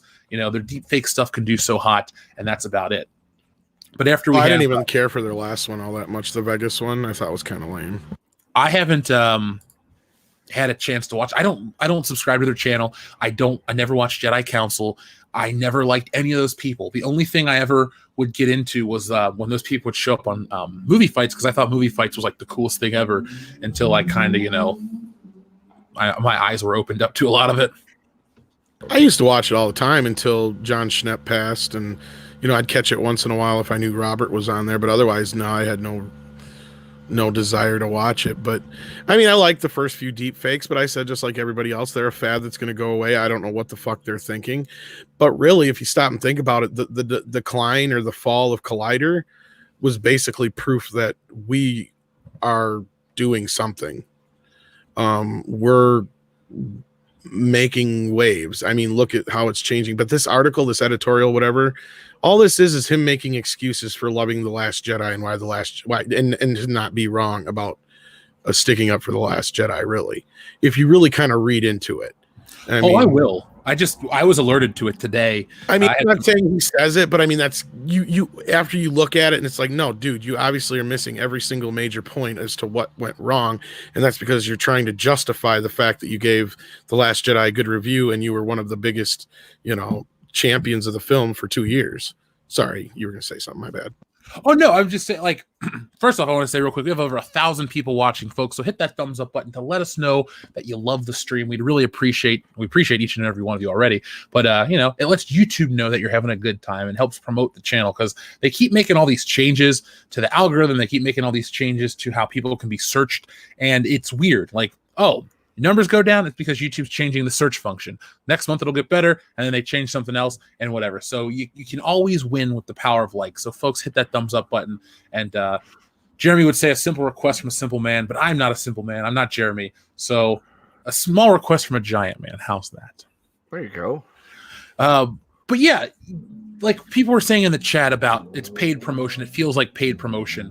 I try to remain humble on all this stuff. Like, I get it. Our videos reach a lot of people. People came to meet us, all this stuff. But I always try to be like, hey, just a dude, with my take. I'm not trying to like buy into my own hype, because a lot of YouTubers fall into that, and then their shows just fall off a cliff. There's like that very nice balance, like the Angry Video Game Nerd, to give him a compliment.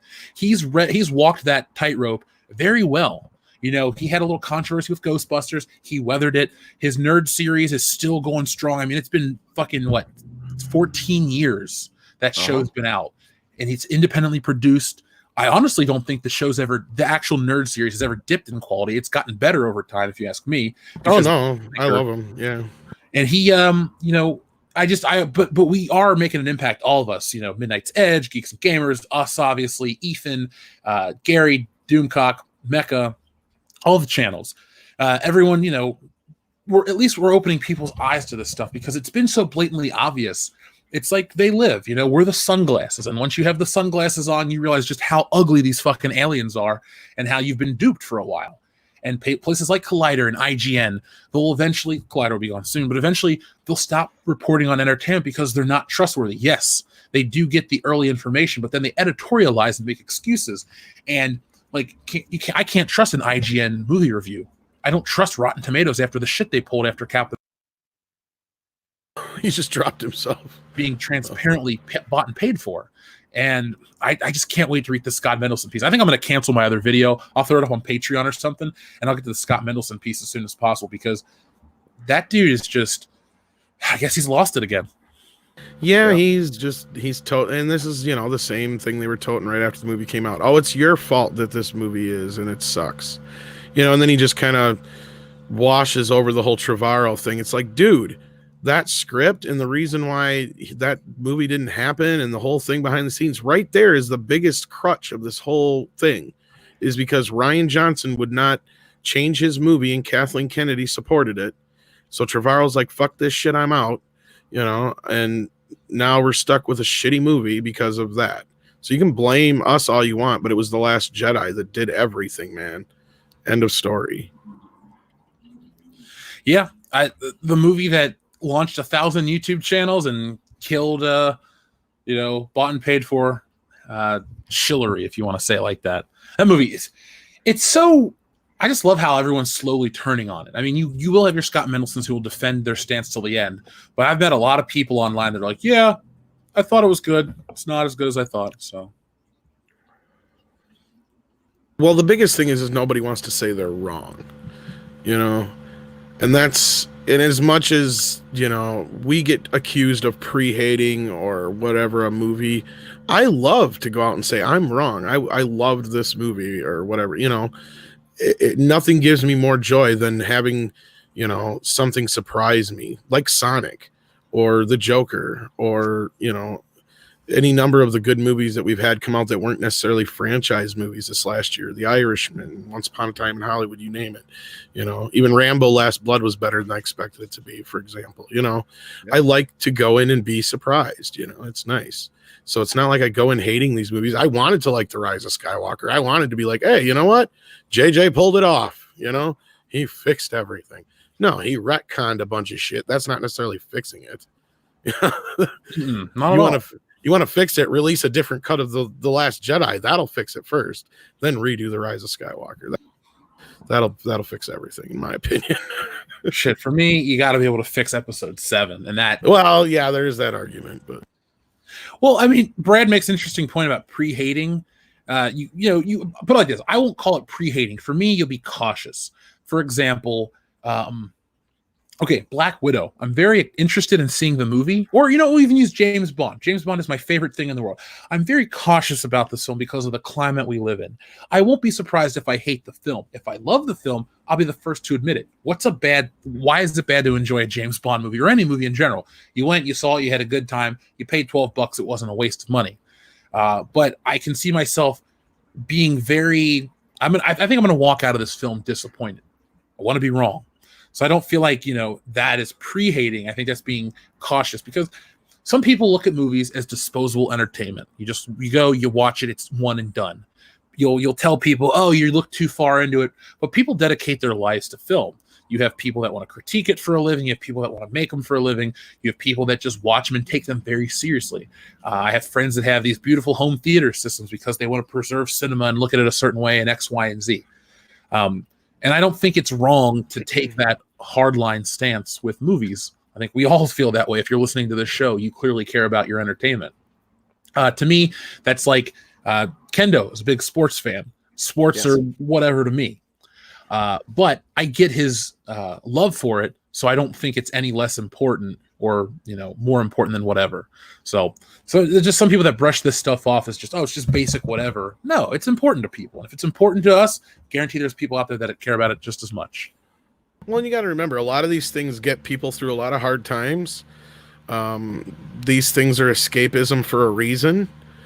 I mean, you can go anywhere on any forum and find like tons and tons of heart-wrenching stories about how Star Wars got so many people through so many tough times in their lives because it was the escapism they needed to get away from the abuse or, just the daily grind of everyday life or whatever, that somebody has to go through, or somebody's bedridden and they have nothing, no way of getting out. And Star Wars was their only thing that got them out of their hospital bed. You know what I mean? Like there's so many people where this is a big thing in their lives. This is not just, some baubles on a fucking shelf and a couple of DVDs on a shelf, another shelf. This is, a big thing to somebody. Same thing with like Star Trek and some of these other franchises that a lot of these people don't take nearly as seriously as I think they should. And I think that's where agree with his politics or not, Mark Hamill understands the fans in a sense that I think he knows that what these films mean to people and why it was such a mistake to do that to Luke, because he knew what that meant to the fans, I think, ahead of time. And I think he was definitely giving us a warning there. Yeah, Mark Hamill's a fan himself. That's the nice part. He's not like a Harrison Ford that's like, I don't give a fuck, just pay me, I don't care about Force Ghost type of thing. Will there be weed? Just to answer our friend Donkosaurus Rex, when and where is Horror Hound that we'll be at? Well, folks, Horror Hound is a month away from today, the 20th of March, 2020 in Cincinnati, Ohio, at the Sharonville Convention Center. We will be there. We have a table. We've met a lot of listeners like Dee Pensack, who's in the chat right now. Dr. Coffinails comes to the Indianapolis show. But the one in March is in Cincinnati. We're going to have some stuff to finally sell. I'm working on it. Kendo's seen a secret project. Salvador has seen a secret project. Tom, I'll send it your way, too, if you want to check it out. Sweet. It's going to be kind of fun. But that's I just wanted to get that out of the way for people that were asking. It's on screen right now. So there we go. Cassian show has not been canceled, but it's been delayed. It's going to get canceled. So this says Disney and EA are doing a good job of killing the Star Wars franchise. Has anyone here played the new game? I have it, but I haven't played it. I have an Xbox that's still in the box since Christmas. Actually, since Black Friday. I just haven't had time, but I've heard good things about the new game. Yeah, I haven't. Yes. I can't shit on it because I haven't played it. It looks fine, but I don't have time. I can't commit. I don't even have hard drive space. Yeah, I've heard a bunch of good things about it. It looks like it could be really cool, but again, same thing with you guys. Just I don't have the time to sit down and dedicate to a game right now. No, The last time I did that was Red Dead Redemption, and my whole life, I think, went off the rails because I got too sucked into a game. I'm like, nope, I can't do this again. It's part of the reason why I still have never gotten Red Dead 2. I'm just like, I know what'll happen once I start playing that game. Everything else I need to be doing is going to go off 2 the weeks of rails your quick. life just go. Yeah, it's Trust like me. if I'm not at work, I'm going to be sitting there playing that game, and like everything else is just going to go to hell. It's like I can't do that. I can't afford to do that. Kendo, I have that game. I made myself stop playing. Yeah, as I say, it's one of those because I know how I felt with the first Red Dead. It just encapsulated my life. I was like, "There's no way I can play an even better version of that game." Oh God, this thing is amazing. Yeah, I love, not to sound gruesome, but like the way the bodies react to the gunshots and how you can blow them apart and shit. That always is fun to me. Just all that fun stuff aside, the story that's in Red Dead 2. Like, I got so wrapped up into that I'm not going to give away any spoilers for, like, Kendo or anybody else who hasn't played it all the way through yet. But just the way the climax builds, and it gets you emotionally involved in a way that I've never been emotionally involved in a game before. Well, I mean, Rockstar in general, like GTA is my favorite series, with the exception of 4, which has a good story, but I hate the gameplay. I haven't bought a GTA game and been disappointed. Plus, I lose. Like when GTA 6 comes out, I know we'll still have our channel. I'm just gonna either stream for that month, or I'm just gonna be like, see you later, guys. Because Grand Theft Auto is my favorite thing in the world. So I know I should be streaming, but I'm playing GTA, so you guys are just gonna watch me play GTA. I'm in the middle of a heist right now, so just shut up. Yep. I'm just kidding. We'll just people will just we'll stream that way, Kendo. That'll be There our you go. podcast. Yeah, podcast will just be us just streaming video games and just begging for super chats. So we have something to talk to the people about. Be like, we can't talk, but if you super chat us, we will. Nah, it's but I like how Rockstar's a company that takes their time with a product. I mean, shit, it's been what, 7 years since GTA 5 came out, and we're still something like that. Yeah, I mean 360. I think it came out in 2013, so we're nearing that 7-year anniversary in September. It's worth the wait, man. They re-released on the PS4 with great, nice upgrades. They kept the online viable for still to this day.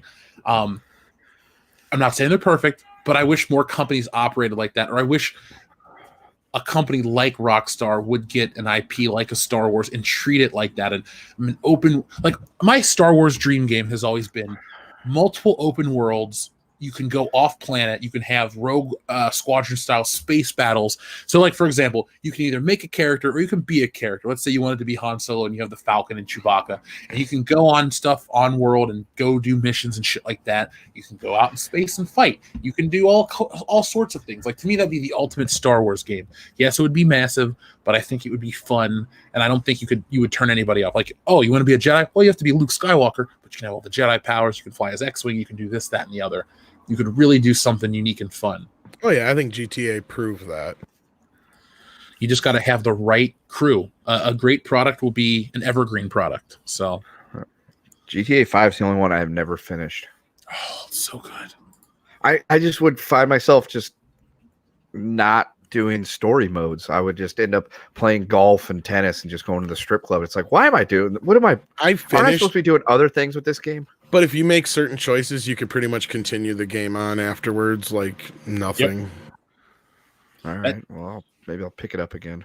And if you really want to know what that choice, I mean, it's really easy to kind of, once you get there, you kind of figure out what it is. But Yeah, kind of. If you ever want to know, I'll tell you, because it's I'm all about that special ending. Because like, you probably don't need somebody to tell you. It's really easy. Yeah. I think I know what it is. I think it's got something to do with the hillbilly. You got to like sacrifice yourself or something. Not so much sacrifice yourself, but yeah, you get a choice between killing him and going after the what is it, the FIB, or whatever they call themselves. And so basically, yeah, you're looking at a suicide mission or killing him. And I've never killed him. And basically, if you don't kill him and you kill all the other guys, you just continue on in the game like nothing happened. Yep. So that's what I did in know. both versions. Which I wouldn't shoot Trevor anyway. He seems like the type He's of too guy that fun to you'd want- play as. Yeah, he's the type of guy that you'd want to be your friend, and you don't want him to be pissed off at you. Full disclosure, I'm like him 90% of the time when I play that game. It's like I'm only the other guys when I had to be, and it's like, okay, I want to just be Trevor. Yeah. Wow. So sorry, I got tagged in some stuff on Facebook, and it's just tons of toy news. Jesus, I'm gonna be broke by the end of this weekend. I'll do it. Yeah, that is my kryptonite. Toys. I'm a grown man. Toys. That's all I can say. Let's see. Our friend Grimjoy has a great one. Crouching Tiger, Hidden Broom Boy. You piece of shit.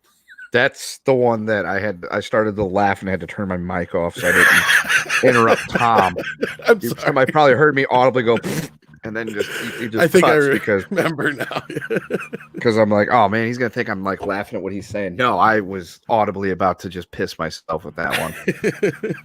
That was good. I love how painfully aware 1973 says these are the things you care about when no woman wants to fuck you. Thank you. That's not the case, but try again, buddy. Oof. I know, right? I love when people try to talk shit. It's like, yeah, you're into action figures and collectibles. Yeah, so what? Probably don't get laid. Not true. Yeah, that is incorrect. Yes. I think people still think it's 1979 or something, and they think that that's like gonna make us laugh, or calling us like, basement dwelling man children or something is gonna hurt our feelings. Like, no, I live in my mom's attic. Thank you very much. No, right. Actually, I got my own place and shit, but I love that joke. So, yeah, I always would say I have my own office upstairs when I lived at home, so it was never really a thing. But I've got my own office, and my mom never goes in there. She knows the rules. Yeah, it says no girls allowed. Dr. Coffinails, I love how you're calling me a normie, man. Thank you. Living the normie lifestyle.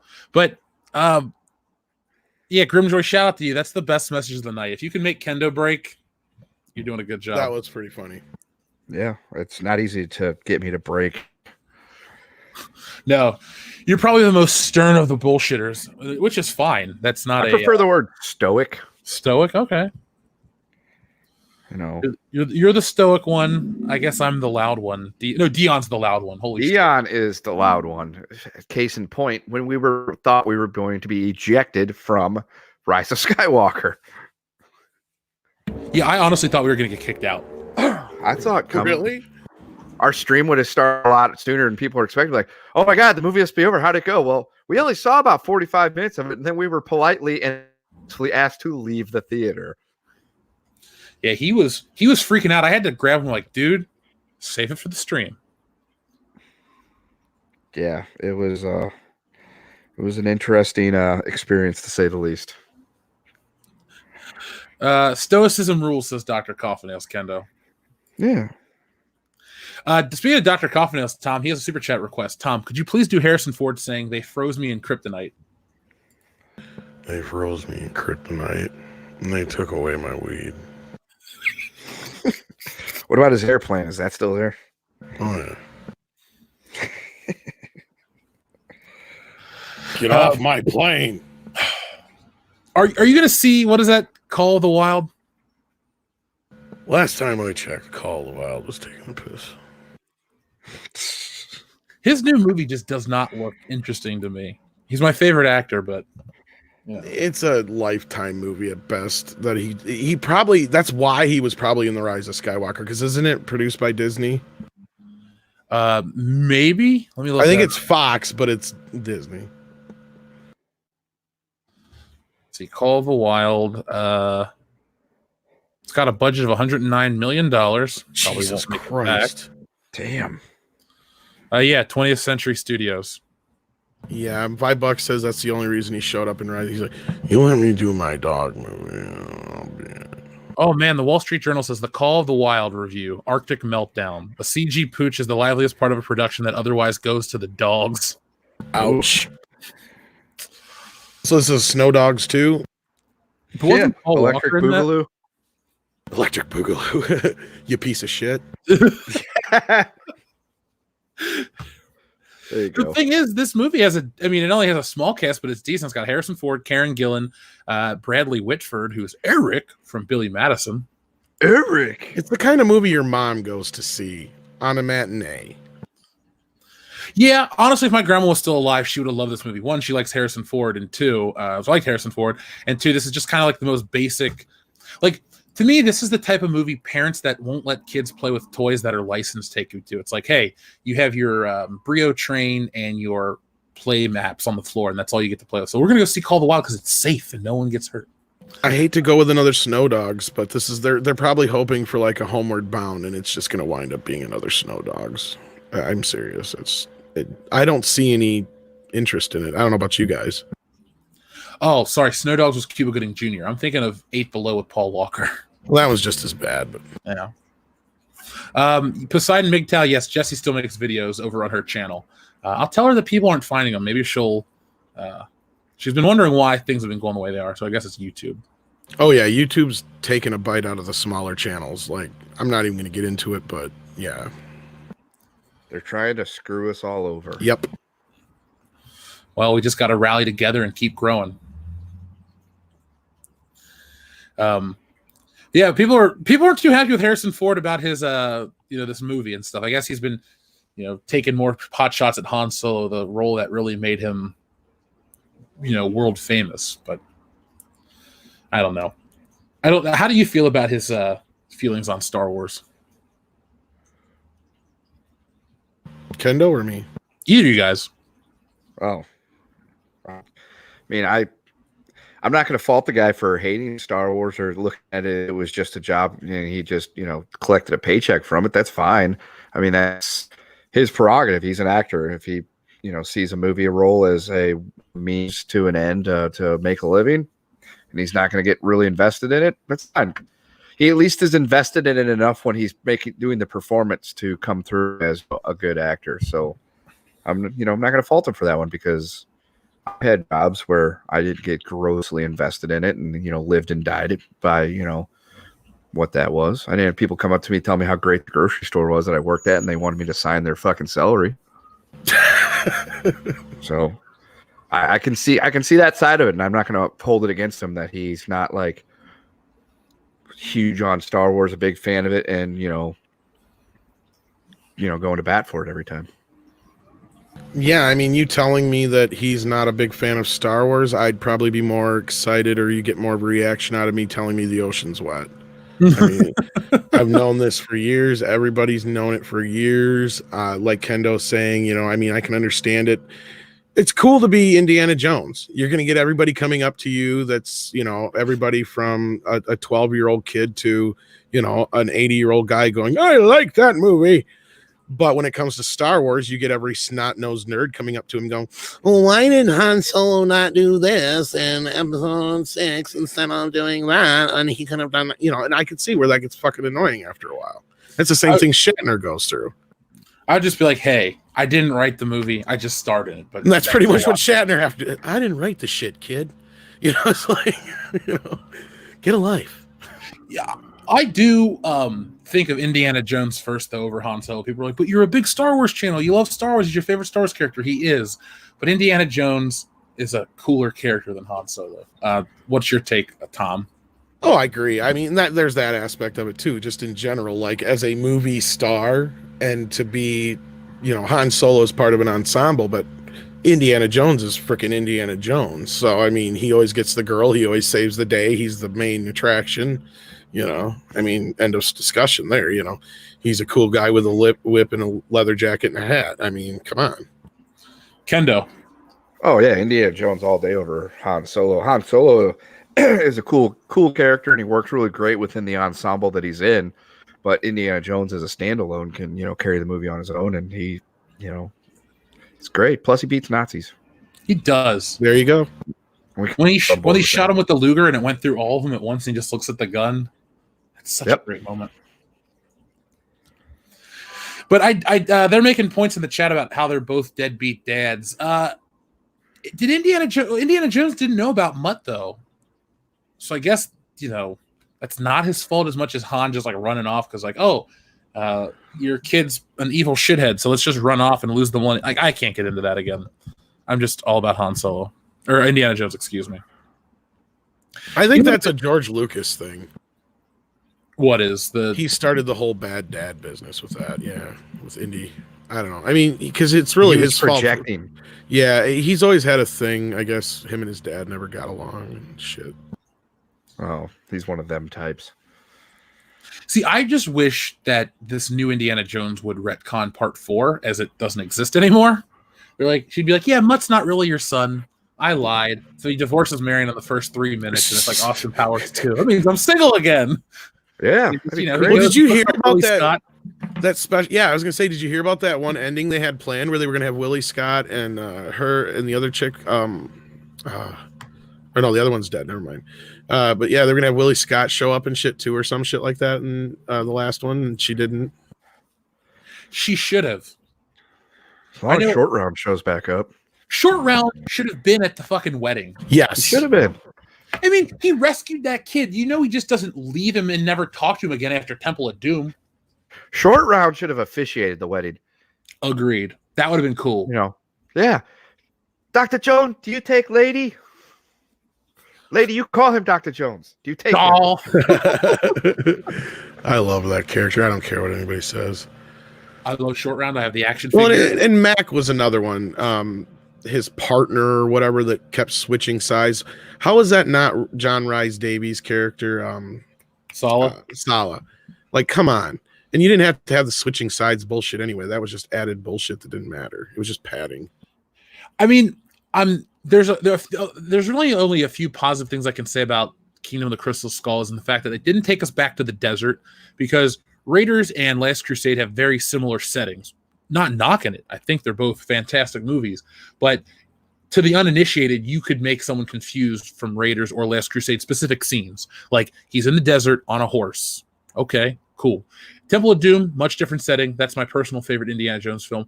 But, like, it was cool to see Indiana Jones in the jungle. Did it look cool? No, it was shitty CGI, but I would have preferred Sala. They shouldn't have killed off Henry Jones Sr. They should have just had him not be in the film. Because Marcus did die in real life. Denholm Elliott died in like 1990. I think he died of AIDS. So or complications from AIDS. So that's fine. You kill off Marcus Brody. But Sala, Dad, no, just he's at home or this or that. Or at least have him in the fucking wedding. Right. You know, just some big night. Like, that's when you can do a little bit of fan servicey shit and people were just like, cool. I like it. I dig it.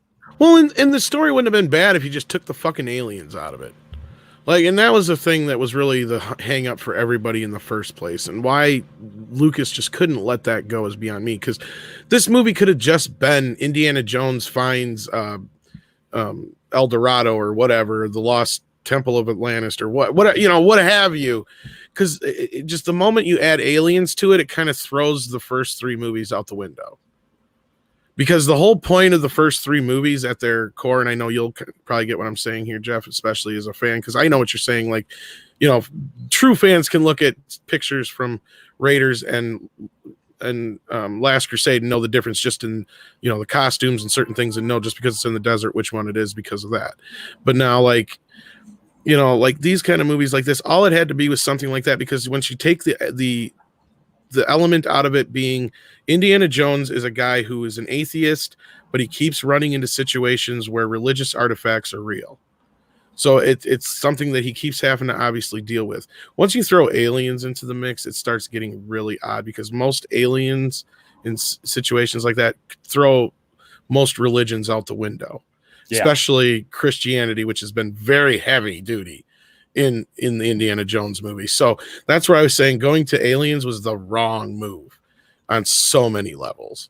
Or if not, you just have the little bit in the beginning with the Area 51 thing, and that's it. Because like that was kind of funny, but once you kind of carry that through the whole film with the crystal skulls, it gets to be too much baggage. Yeah, I was on board fully up until you met Shia LaBeouf. Like, I actually like that warehouse scene. One of my favorite parts of the whole movie is when they find the Ark, or when the Ark is broken open. I was like, that's a fucking great callback. Where did it go? Area 51. Holy shit. Before it was Area 51. That's cool. No more alien talk. I mean, yeah, you could have just left it at that, like a little joke. Yeah. Atlantis could have been great. El Dorado. I honestly think a missed opportunity for an Indiana Jones flick would have been World War II setting, where Indiana Jones is in the war doing something. He has to go to like some war-torn country, and, you know, people be like, well, the Nazis are played out. I get it, but they're the ultimate villain in history. I'm never tired of seeing them get shot or blown up or melted or anything like that. And if you're going to do more Indiana Jones movies, should have been in like 1993, and you could have done more than just 3. Yes, Last Crusade was the perfect closeout, but I'm talking. The thing is, they're like Bond movies. They're self-contained stories. Yeah, they have a little callback or thread here and there, but it's not like Star Wars where it's one continuous story forever that we're trying to keep going. It's like, put Indiana Jones in this setting. You put him in India. You put him in anywhere, and it works. Right, and the other thing is okay, you can update, and the Russians make a logical extension of where the Nazis ended and where we were at that time period. If you age the character into, like they did, that part didn't bother me either, really. I mean, if you stop and think about it, okay, it's the 50s now. The Cold War was big. Obviously, if we're going to have this espionage shit going on, just like, like you said, you have him dealing with, even if it's not the Nazis, it's Russia. You can still have a similar, like, Indiana Jones-ish adventure, but not make us the same thing or go to the extent they did with, Crystal Skull just didn't feel like an Indiana Jones movie. You're right. After that warehouse scene, everything goes out the window. That whole thing with the refrigerator is almost like a metaphor for the entire franchise at that point. That's why Nuke the Fridge has become the new Jump the Shark in the last 15, 20 years or whatever. That caught on big. I mean, that was even a website for a while. NukeTheFridge.com would get all them. It was like, ain't it cool news? Yeah, I mean, I remember that being the biggest disappointment. It's like, and I kind of was like, what did we expect? It's like, really what? And I mean, I was like most people too, probably though, thinking, oh, well, Spielberg's involved. He ain't going to let it go off the rails. But well, we were all wrong. I don't think Spielberg Call of Duty map out of it though. I don't think Spielberg really gave a shit though at that point. I really don't. I felt vindicated though. That's the right word, yeah. When South Park did that episode about Indiana Jones. Kind of, but I think the roles should have been reversed. Because they had Spielberg being like the main baddie and Lucas being like the one who was conflicted. It should have been the other way around. Yeah. I just feel, but as a fan, I was like, yes. I remember watching that episode in college. I was sitting on the floor doing something. I think I was like putting together a piece of furniture in my dorm room, and I just watched that when it was new, and I'm like, yep, I needed that. I am through this Indiana Jones crisis. He got raped. Yeah. On a pinball machine. Oh man, I only laugh because I know what it's a reference to. I'm sorry, I'm not laughing at the incident, but yeah. But no, and they're right. Like I said, other than just reversing the roles, because we all knew that the reason that the whole stupid walkie-talkie thing was George Lucas going, oh, you can do this and that now. You should really fix E.T. and fix Jaws. And Lord knows if E.T. the redo would have been a hit, we would have gotten Jaws with a CG shark, and you know it. I wonder what other like movies they'd go back and fix, and I'm using quotations here. Like Back to the Future. Ooh, we'll talk about that. Yeah, there's nothing you could honestly, if you fix the hand, like I don't think Zemeckis would mess with it. But yeah, I don't think you should. But I'm saying, like, if it was gun to your head, you have to change one thing about Back to the Future. Just not remat, but like clean up the matte lines around the hand. Other than that, there's nothing to fix on that movie. That movie's fucking great. But that's just nitpick here or there. I know Spielberg would have done Jaws. I don't think he would have done anything to Close Encounters or Indiana Jones, though. Well, no, they did stuff to Indiana Jones. They did, but it was minute shit. And I think they changed it back, didn't they? They did change it back, but they re-CGI'd a whole scene. Remember when the Nazis are going over the edge of the cliff during the truck chase? There's 2 edits of that. There's a CGI version that they use for TV, or used to use for TV, and then there's the original one that's on the Blu-ray. Oh, I did not know that. I mean, I knew about the reflection. I know they took that out in one version, but they put it back in the Blu-ray.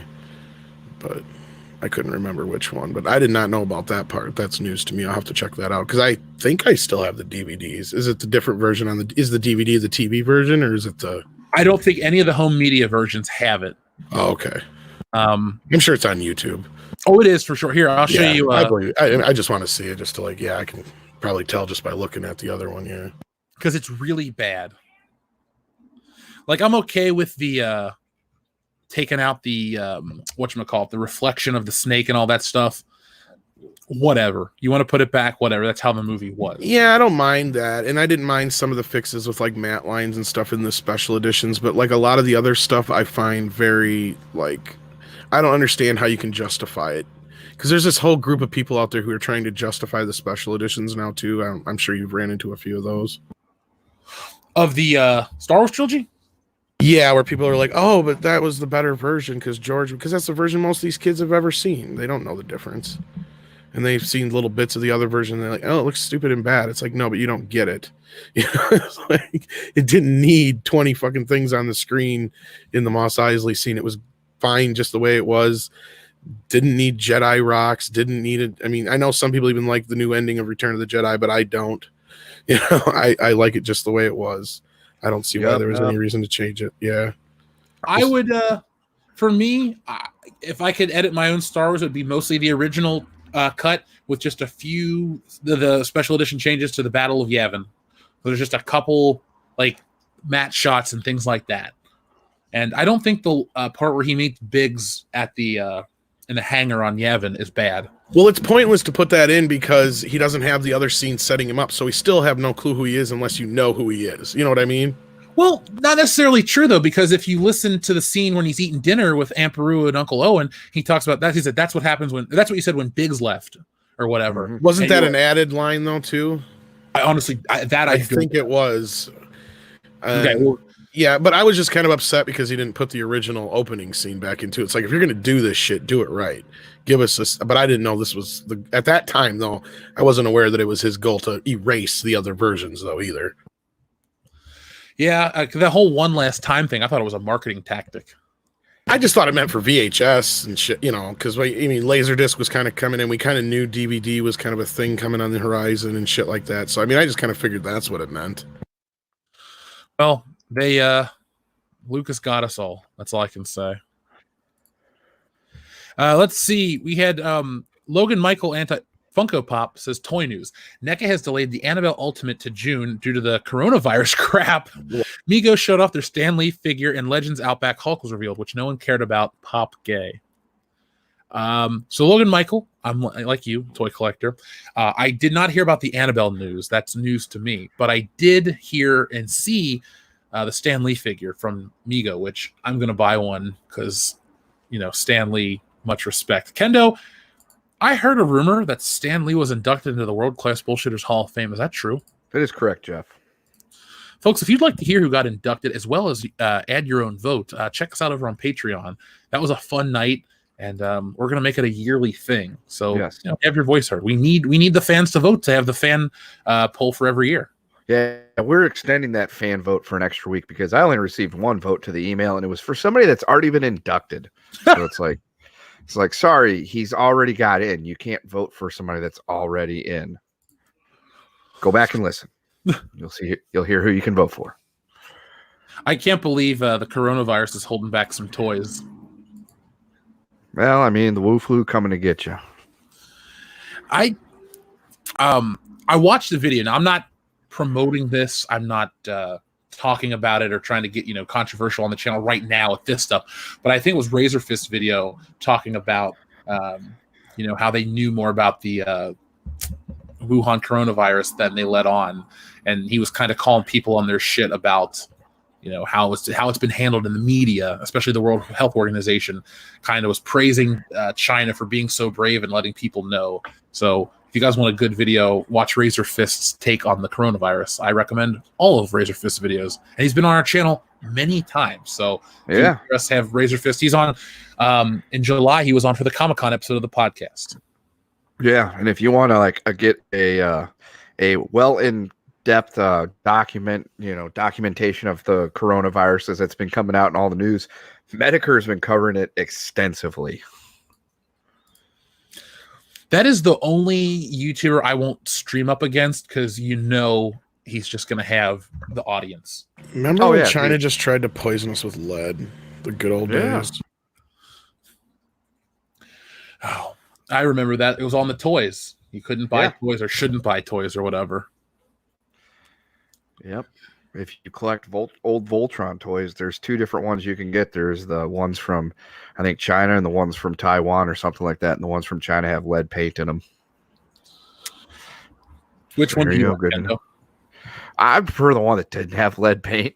Just don't lick them. You think it'd be all right? I don't know. Maybe not. Yeah, that's what you say that, but I mean, True. just handling them. I sure know. you get Yeah, it's not good for because you. like on the box of every type of ammunition you'll get, it's like wash your hands after using using these because you could give yourself lead poisoning and birth defects and low sperm count or some shit or another. It's like, man, all I want to do is shoot something.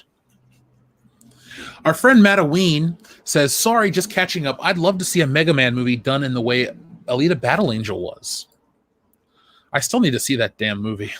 Yeah, I know. We got a 4K copy, and I have mine still too. I have yet to sit down and actually watch it. Same here. But I want to because I want to see what all the hubbub was about and if it was as good as what it was supposed to be. But I also don't have any frame of reference for it, so like I'm going into it completely blind.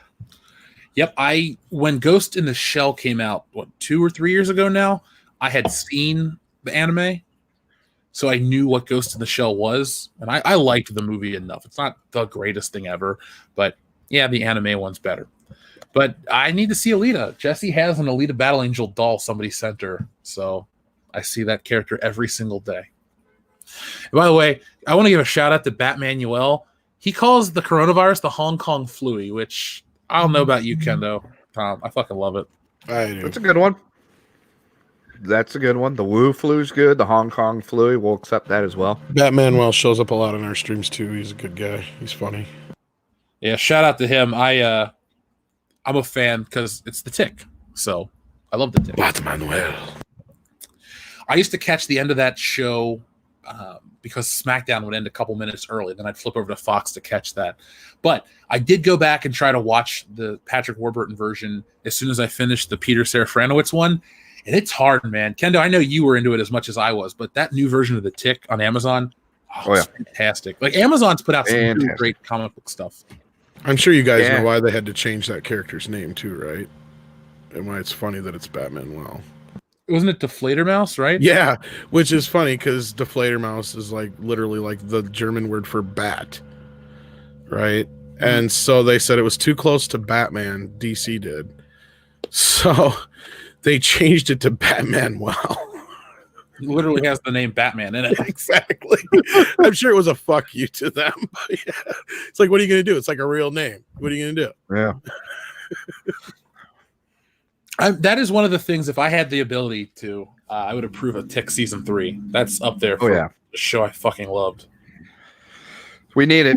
We definitely need it. I can't live with it ending the way it did and just I not getting enough Tick. I need more Tick. I need more Peter Serafinowicz Tick. Give it to me. Give me the codes, Natalia. Give it to me. Huh. Yeah, Patrick M is right. They did restore the original version of ET for the Blu-ray and the 4K versions. It's not the 25. That version is nowhere to be seen on the Blu-rays. The altered version. I know it would be probably against the contract that Lucas made them sign, but if Disney wanted to win back a lot of fans with this new $250 box set, you would put 4K remastered original trilogy cuts on the discs. That's the only reason I can see why they don't, is because they've got to have some kind of clause. Like they have to wait till like so many years after he dies or something probably before they can do it. Or maybe never, maybe it could be never. But the weird thing is you had, who was it? Trevorrow and a few other people came out and said that they actually watched a 4K version of the original unaltered version of Star Wars at Lucasfilm with a bunch of other people recently, like last year was, or 2 years ago or whatever it was. And then all of a sudden, after 20 some odd years, the Library of Congress got their original version of Star Wars delivered. I don't know if you've heard this or not, so I can't no longer say that George Lucas has never delivered Star Wars in a proper form to the Library of Congress. So I never knew that they got their copy. I guess they did. I guess they did this last year or something like that. Because I remember that he sent them the 2000 or the 97 edition. And he kept resubmitting that, and they wouldn't take it. I get it from an artistic standpoint. It's like, I want to do these things. I've always wanted to do these things, blah, blah, blah. I get that. But you got to respect, once something becomes that big, it's no longer just yours. You may own it legally. That IP may be yours via court of law and all that stuff. but it is part of the fans' lives. You talked about earlier how Star Wars got people through hard times. When I see specific scenes from Star Wars, I just get this feeling, and I know what it's like when people when I watch the stupid Disney Plus version, I'm like, McClunky does not feel right in Star Wars. That's how I feel when I see Jabba the Hutt in Star Wars, or when the approach to Mos Eisley has that stupid Ronto that walks in front of frame, shit like that. I get it. I understand why people feel that way, but I also do understand why he does it, but I don't think it's right. It's like, this is ours now. Just collect your checks and smile and wave. Anyone would trade positions with you.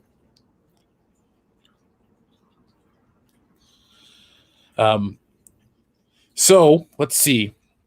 I know a lot of people want us to talk about this Transformers thing. I got a super chat about that. I will we'll talk about a couple more things, and while you guys are talking, I'll look into it because like I said, toy collectibles and stuff like that are our it's our wheelhouse. So let's see. Modalicious says Star Wars was important to people. Modalicious, it was more important to people. I would argue still the Phantom Menace is rolling strong. A lot of people care about it. I don't care about it as much as the new stuff as I ever, don't ever care about it that much. But there's still that magic there. When I hear that theme music and I'm sitting down watching that movie, I'm like, you can't ruin this. So it's still important to some people. It's still real to me, damn it. Did you see that, Kendo? That guy was at the AEW show last night.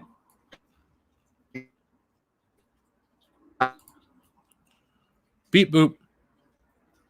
He checked out there. And Kendo beep boop. He'll come back in a second. This is, thank you very much. He says, Star Wars Battlefront 1 and 2 are the worst 2 games ever from EA. I have not played number 2. I played the first beta, and it was fun enough. And then I went over to a friend's house, and he had it, and it wasn't enough for me to purchase it. I just don't like. I want a story-driven Star Wars game, kind of like Jedi Knight 2 Jedi Outcast. That was fun. Or Rogue Squadron or something along those lines. But EA went for the basic dollars, and it just didn't work. I can't do that kind of stuff. Kendo has dropped. We'll get Kendo back in a second. Balthazar, the extraterrestrial, says, for the last time, normies, meme lords, and new media, Free Guy is not a GTA movie. I don't even know what that is. Do you?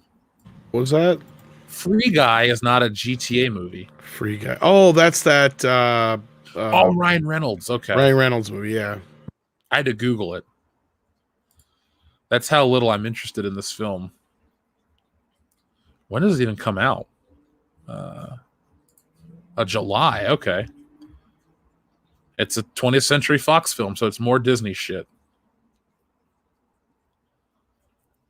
It's an amalgamation of GTA and Fortnite. Okay.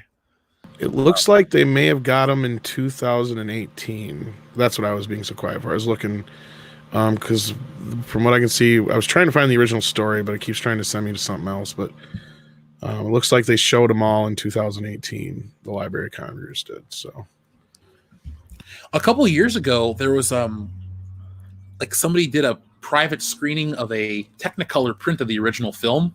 Yeah, and I think that might be the one that the 4K print is from, if I'm not mistaken. It's out there. I can't believe the biggest movie of all time. People have to go in secret to see it. Well, it's the same thing with Song of the South. Somebody actually went to the trouble of transferring that to HD too, because Disney never will. Yep, I was actually thinking about buying one. I may or may not have the files. Oh. I only know the zippity doodah shit, so I know what the story is.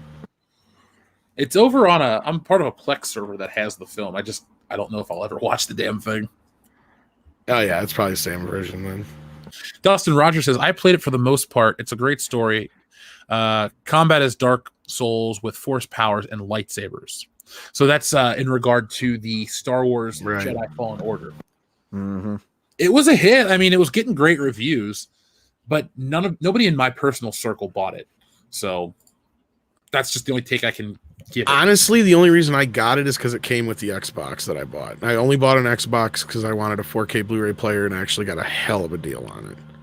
I basically got the game for free. There's nothing wrong with that. If I had the time and it was $20, maybe even I'd get that game. But yeah, it was like a Black Friday deal where I got the system with the download code for the Fallen Order for $160 altogether. Was that Xbox One S? Yeah, I think so. Yeah. Xbox is in a weird place because I know their next generation is also going to play this generation of games, and they're just I don't know. It's like with Xbox, it's like just buy a fucking computer. But well, they all want to push for the digital download shit now. They want to be able to control as much as possible. Well, I'm not opposed to digital downloads, but my problem is my hard drive space on the PS4. It's just so precious. Right, and it's not just that though. They want you to be able to have to DLC everything. That's their big. That's another thing too. Well, I know the PS5 is going to have like the ability to download portions of a game. So it's like, oh, I only want to play multiplayer. I can download. Isn't it supposed to have a cloud too, or something like that? Or don't they already for the PS4? They have a cloud. They have cloud saves on PS4, which is cool because I like the idea of like, oh, I can go to my friend's house with a game and log in, and here's my version of it. Can't you buy like an expansion hard drive or anything for it? Oh, I do. I still ran out of space. You must do a lot more. I've had my PS4 for so many years and I've not filled it up yet. I don't do anything with it. It just sits there most of the time, unless I actually get the chance to sit down and watch a movie. I have people are talking about Star Wars remaster games. I bought Star Wars Racer Revenge on it. I almost bought Bounty Hunter. But the thing is, if you're a PlayStation Plus member, you get free downloads each month. And so I downloaded a shitload of the free games. I miss those all the time, too. I forget to have them. But I mean, you know, yes, I know it's about control, Patrick. I've seen a lot of people talk about how, like, okay, prime example, X-Men. I bought that game for my phone. And I went and I kept my old phone just so I could play that game. X-Men the Arcade is one of my favorite video games ever. And I went and turned on my phone and it won't load. Oh, man. Like, I paid for this. Why can't I still play it? They revoked it from the PlayStation or Xbox Arcade. Marvel vs. Capcom 2. I was pissed when my Xbox was stolen because I had that game downloaded. I love Marvel vs. Capcom 2. It's one of my favorite fighting games. I'm fairly good at it. But they revoke these licenses. I mean, you know, if you can get digital media, or if you physical media, hold on to it because they can't come into your house and take your copy of GoldenEye. They'll try. One day they will try. And movies and stuff are going the same route. And that's kind of where I was saying, you know, Robert Meyer Burnett and I were talking about doing, not like I said, not a takedown video or anything like that, but just a rebuttal to the fact that we think that the angry video game nerd is just a little misinformed on how the industry works now compared to then, and all the other things too. Is the same thing too, is they want you to do the digital downloading because they have control. Yeah, you can download certain movies off of certain things to certain devices and stuff, but 9 times out of 10, as far as I know, you're still stuck with having to have the app for that program or whatever, just like the game you're talking about, to where if they revoke that license, it's gone. You know, and there's nothing you can do about it. No, I mean, at least Nintendo does it slightly different. You know, I have a little game cart, and I don't think Nintendo, all the first party games, they don't really lose a license on that because it's their shit. Yeah. But I could do MAME. Okay, I know that's the arcade emulator. I don't know. For some reason, I know I could hook up my computer to a TV and do all that stuff, but I'm just such a console guy. It's always what I've gamed on, with the exception of GTA San Andreas on my old desktop. But yeah, and a lot of people, I mean, the logistics of it are, you know, tough to be able to. Because, I mean, I've got, like, the mini systems, and I know you can upgrade them and certain things. And people have said, oh, get this system and that system. It's like, yeah, but I never have time to justify owning it because I never play this shit, you know. But no, I like it. There are some emulators out there and stuff that are pretty good, though. The one thing I don't do, like, pirating and stuff for games. I don't know how to do it. But I used to do a lot of the emulator stuff for Super Nintendo and Sega games.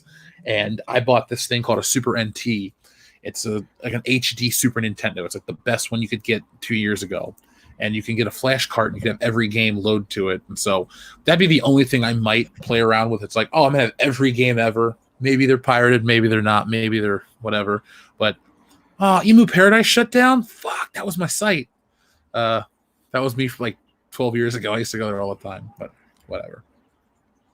We gotta get back on track with the show. Yeah, sorry about that. No, don't apologize, dude. I'm the one going off on the tangent, having fun thinking about. I do that though. I cause people to go on tangents as long as I do it myself. The thing is, the audience. How dare you? In. I mean, that's what we do on Thursday nights. We have fun before the weekend starts. It's like, Oh yeah. So I'm all for it, man. Never apologize because it's topical. Like if you went on a tangent about banana farming or something, or the atrocities of the Chiquita Company, I'd be like, okay, you've said your piece. Shut up. But I'm not gonna fall for the banana. We still get people. There would still be people in the chats though. They'd chime in on it though. How much for these bananas? It's nice. Yeah. Well, the buffet plate is $12.50. Just for the bananas. Go ahead, take the bananas. Just take them. Serious? It's such a great scene. So let's see. We had Modalicious say, "That's not how the Force works, you piece of shit." I really want to go in and I want to alter a lot of these movies and just put the words "you piece of shit" over them. I think it'd be a lot of fun. Akmel. Aquel. Foley is here to see her. One moment. Meryl Derrickson says Elsa Schneider's best actress performance and characterization of the entire 90s. Any arguments? I would hear the first part. It was kind of Elsa Schneider, best actress performance and characterization of the entire 90s. Any arguments? Well, if I was going to be snarky, I'd say yes, because she's from the 80s technically. But of the Indiana Jones women, I find her the most appealing because, you know, she's a secret Nazi. She slept with both Indy and his dad to get secrets. She tricked Indy multiple times, and then she fell victim to the things she claimed she would never do. So I think she is the most compelling of the Indiana Jones women. I don't know. That's one thing I think. I mean, I like her character. It's different than the other girls, but I mean, I think it was kind of fitting that he wound up with what's her name, Karen Allen's character. Yeah, Marion, because I don't know. It just felt like those two were always kind of destined to be together. It felt like, I don't know. Didn't they film like a marriage scene at the end of the original film and cut it? I do not know. The ending to Raiders never sat well with me as a little kid. Because I guess I saw Temple of Doom first. It was a very happy ending, and then Last Crusade, they literally ride off into the sunset. But I just never liked their heads exploded, their faces melted off, and then Indy loses the arc and whatever. I'm just like, oh, I mean, I like it as an adult, but as a kid, I was like, I don't like how this movie ends. Love the movie, just didn't like that. Yeah, I mean, it could be one of those urban legends, or I'm misremembering something, but I could have swore that like the original ending of Raiders was them getting married, and them walking out of like the Justice of the Peace after they just got married or some shit. I'm glad that never happened because I like Indiana Jones having like Bond girls, you know? Well, of course, I'm sure that's what came up as like, oh no, we can't have them get married, you know? Right. Well, I mean, the whole thing is, you know, oh no, I want to direct a Bond movie. I can't direct a Bond movie, so I'll just make it my own thing. It'll be even better. You know, I got this other thing that's better than Bond. Well, it was in the 80s. Indiana Jones was better than every Bond movie of the 80s. And it's going to have Tom Selleck in it. Wow, Magnum P.I. didn't play out. Dean Hopesoffel, thank you very much. He said, they said Sala wasn't in Kingdom of the Crystal Skull because it didn't take place in the Middle East. I think John Rhys Davies said it. So? I don't know. Is he not able to travel? Is a lot like, you know, just like landlocked to the Middle East? I mean, if you're going to be doing a bunch of super secret shit, wouldn't you want somebody who's got your back that you trust? Somebody who's going to stop you from eating a poisonous date? Yeah, I would, you know. But remember, Sala he's a great friend, but he's also asps. Very dangerous. You go first. I'm like, that's kind of a shit move. Yeah, but Mac is a dumb character. I'm sorry. I even did a video thing like when I first started doing videos, like, and he was voted one of the worst characters next to Jar Jar Binks, in my opinion, because he's just so innocuous and stupid, and unnecessary, and it gets to the point where he don't even know what side he's on. Like he says that in the movie or whatever almost. It's like, yeah, because you guys never thought this shit through. It never even really pushes the plot along that he's a two-timer to anybody. Yeah, Mac, worst character ever. Next, the only reason nobody says anything about him is because Shia LaBeouf's in the same damn movie. That's why. But if he wasn't in there, then everybody be like, Mac, yes, horrible character. Yeah, he could have died in the beginning, and no one exactly. I don't know. Yeah, Mac was dumb. It's honestly been over 10 years since I've watched Kingdom of the Crystal Skull, though. It offers nothing to me. I've never gotten through it. But it's got monkeys and prairie dogs. And it's also got shit and shine. I don't know. It's just dumb. I know. I was being... I know. Well, Mac is still better than Rose, Tico, and Jar Jar Binks. Kind of. Maybe. That's like a triple tie there. Yeah, I was going to say, what is this, like the worst of the worst? Yeah.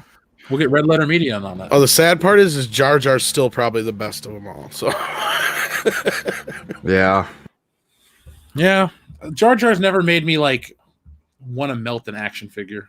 And at least he's part of the plot of episode 1. As much as you hate him, he's still part of the plot. You can't really cut him out. Which is sad. There's a fan edit where they make Jar Jar's language an alien language. So it's not that stupid whoopee shit, but, you know. It helps. I mean, I get it. Like, and that's the whole point of those edits. And that's, yeah, you can't cut him out because his character is actually detrimental to have there because he's the reason that they have the Gungans and da-da-da-da-da. So, yeah.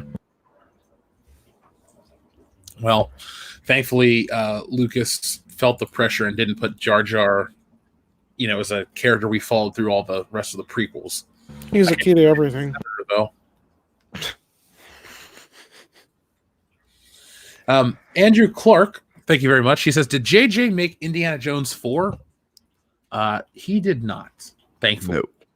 JJ Abrams didn't have that much power back then. He was involved with Cloverfield and Lost, and he was making his Star Trek film. So it would have been a reboot of Raiders of the Lost Ark if he had. Right. Well, I definitely feel like Kingdom of the Crystal Skull was Lucas and Spielberg. They were so in love with Raiders that they kind of, you know, like certain callbacks were like, I get it, but Indiana Jones is more than just Raiders of the Lost Ark. Well, I think that was mostly Spielberg. The rest was probably George, and it was just a compromise. Like I said, I really feel like Spielberg just at one point threw up his hands and said, fuck it, we'll just do whatever you want. Because, like, George just wasn't going to budge. Because I read that basic same script like 10 years earlier on the internet. That script had been around for a long time. Again, if I had my superpowers, man, I'd go back in time, 1993. Atlantis script, 1998-ish. What was Harrison Ford doing? Nothing. Random Hearts Can Suck a Dick. Indiana Jones. Okay? That was a good movie. Like, I love Air Force One and the Jack Ryan films and The Fugitive, and I even like 6 Days, 7 Nights because my grandma took me to see it and I have a very special, soft place in my heart for it. It's not a great movie. My point is, though, Harrison Ford could have snuck in 2 Indiana Jones movies in that decade, and maybe he rides off finally in, you know, the year 2000. He looks great. The thing is, he still looks good enough to play the role. It's just like, well, they just didn't do it. Well, I think a lot of it, too, was Spielberg and Lucas. Yeah, but you could have other people make them. I don't even think you need Lucas involved. I'm not going to argue that point because I'll probably agree. But no, I mean, Spielberg was real busy with Jurassic and other stuff. And Lucas was knee deep in Star Wars shit at that point and the prequels and whatnot. But if you gave me the opportunity, Star Wars prequels or more Indiana Jones flicks in the 90s, I would have picked more Indiana Jones flicks. I agree. I'm not going to disagree on that either. Biff Bamboo says, come on, Disney, Willow 2. We are getting technically Willow 2. It's going to be a Disney Plus series, but it is supposed to be a sequel series. And as we said a long time ago, Ron Howard's involved and shit like that. So, yeah. So if we're going to have somebody else hypothetically play Indiana Jones, who would you have continue the role like James Bond style? Chris Pratt. I think Pratt could do it. Yeah, that's a good choice. And if you can't get him, what's his face who does the voice of Rocket? Bradley Cooper is Indiana Jones. Bradley Cooper. I'd like to see them be bold, and it sounds dumb, but do the deep fake where you get just a in-shape stuntman to play Indiana Jones, and then you do it later. I don't want to see anyone else play Indiana Jones. Idris Elba. Where do I vote? That's a joke. Sorry, that's a Midnight's Edge After Dark joke. Whenever Idris Elba comes up, we go, "Where do I vote?" Everyone wanted him to be in all this shit. Yeah, that's why we say that. Yeah, where do I vote? Great actor. He's just not for these roles. Well, and his agent must hate him. Why? Because he gets shit roles. Exactly. He gets nothing but garbage. Well, I mean, he was okay in the Fast and Furious movie.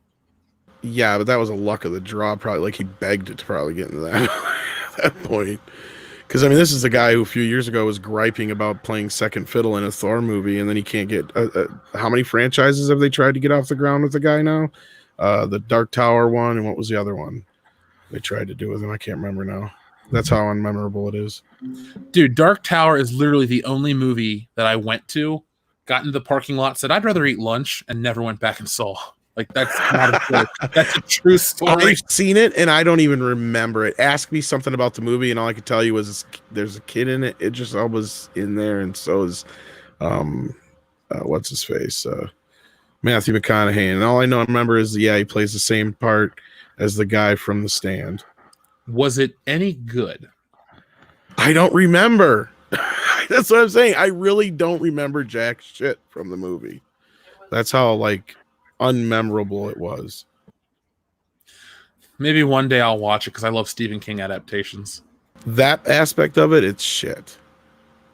There's a few nods here and there. I remember that, but Jesse says it's not a good adaptation.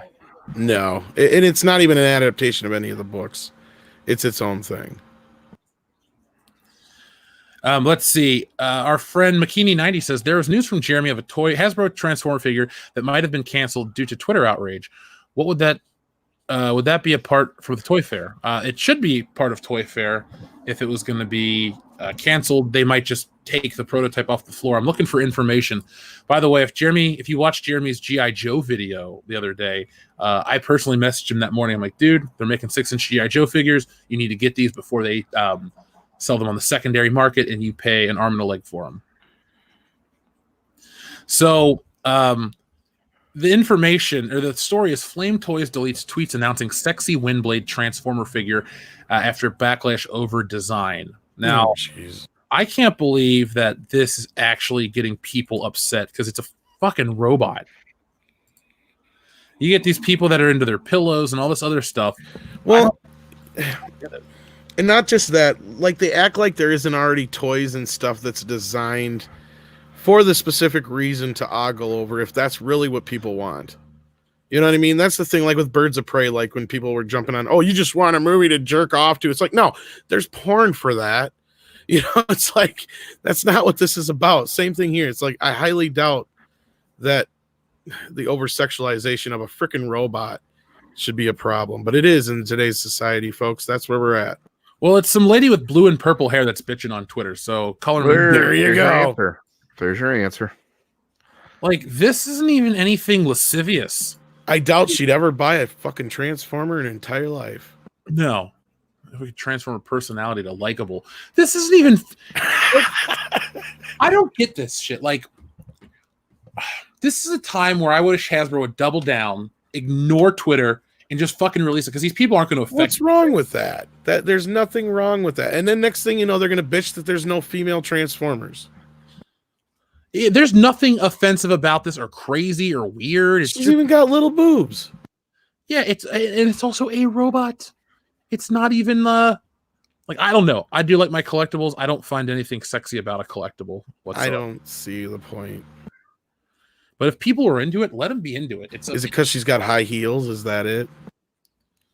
Probably because sure. If you feel insecure based on this toy, you're the problem, not Hasbro. Exactly. Yeah, it's saying a lot about where you are in your life. Yeah, I can't get behind the outrage for this one. But I'm really excited about Toy Fair this weekend. I know a lot of people are just like, oh, it's just toys, man. Oh, McKinney 90 to clarify, he's referring to Jeremy of the Quartering. Okay. Sorry, McKinney 90. I read your super chat out of order, other folks, but remember, when people say Jeremy, I go to Jeremy from Geeks and Gamers because he's my friend. Jeremy Hambley from the Quartering, I'm cool with. I've just never met him in person, but we've done streams together before, and I definitely would like to hang out and talk to him again. Yeah, I'm not getting in the middle of all that stuff. Yeah, there's nothing about this. Mm-hmm. Benito Martinez says you should all watch Kingdoms of the BS and drink. It would be a fun review. We all need to get trashed. Benito Martinez, I would like to do you one better, just for you. I'd like to do the entire Indiana Jones saga as a long drunk commentary. I think that'd be. I agree. I'm in. Kendo, when can you make a day? Just let me know and I'll make it happen. I'll get all the guys. Tom, you're more than welcome to join us. Rob, Mecca. Yeah, Rob's a huge indie fan too. Yeah. Jesse would join us. We could all get trashed and watch Indiana Jones. We'll just do them all like we did the Star Wars trilogy. No, we did all 6 films in one day, right, Kendo? We did. Oh yeah, I remember tuning in and here and there when you guys were doing that. We should do that. All of us. We'll just we'll start with, obviously there's only one order to do it in. Well, you could say let's do Temple of Doom first. Let's just do them in theatrical release. Raiders through Kingdom, and we'll make some drinking rules for it. Like every time a Nazi gets shot, you drink. You'd be dead, but it'd be fun. Yeah, maybe. You know, it'd be fun, guys. We should watch a movie and then like drink every time they do something in the movie that you couldn't do in today's cinema because people would bitch. Oh, then we would be dead. Oh yeah, I mean, I was trying to think of like kick in really early. Yeah, I was sitting there trying to think of all the Nazis that die, and I'm like, oh, you might live, and then you say that, and it's like, nope, everybody's gonna die, pretty much. Yeah, like Jesse says, you just pound a drink for the scene when they open the Ark. Yeah. Don't look at it, Marion. Open your beer, Marion. Our friend Matt G sent in $1. Thank you very much, Matt G. Bjorn to Kill says, Jeff, can you imagine if Andre the Giant went into proctology instead of professional wrestling? He would have made a killing in San Francisco. Ouch. I don't understand what that means. Big fingers, tight beeholes. I still don't get it. So I was helping host a stand-up comedy show yesterday, and this guy, when he went up, he's like, let's give it up for Andre the Giant, and everyone laughed, and I laughed because I get it all the time. And then he came up to me and apologized for it, and I was like, dude, it comes up every day almost, so don't apologize. I get it. Yeah, you're Andrea the Ever Wrestling. Yes, I am Andrea the Ever Wrestling. Who was that? Who sent that? I don't remember, but that's what I immediately changed your nickname to in our messenger. And have I complained about it once? Nope, because you get it. Yeah. Girthy guitars, beeholes aren't tight in San Francisco. I don't get it. I put it in the private chat. I'm not saying it out loud. Yep. That's Tom. I know that. I'm with you there. I know that phrase. Well, it's more for Kendo. I know you get it. Yeah, yeah. He's the one who's sitting here saying you don't get it, unless he's just kidding, just to trying to goad us to say some shit. He's no Kelly. Okay. I figured as much. Okay. I was like making sure, though. I didn't want to say it, so I wasn't going to let you win. I think Benito Martinez says, hell yes, yes, please. They like the Indiana Jones idea. I do too.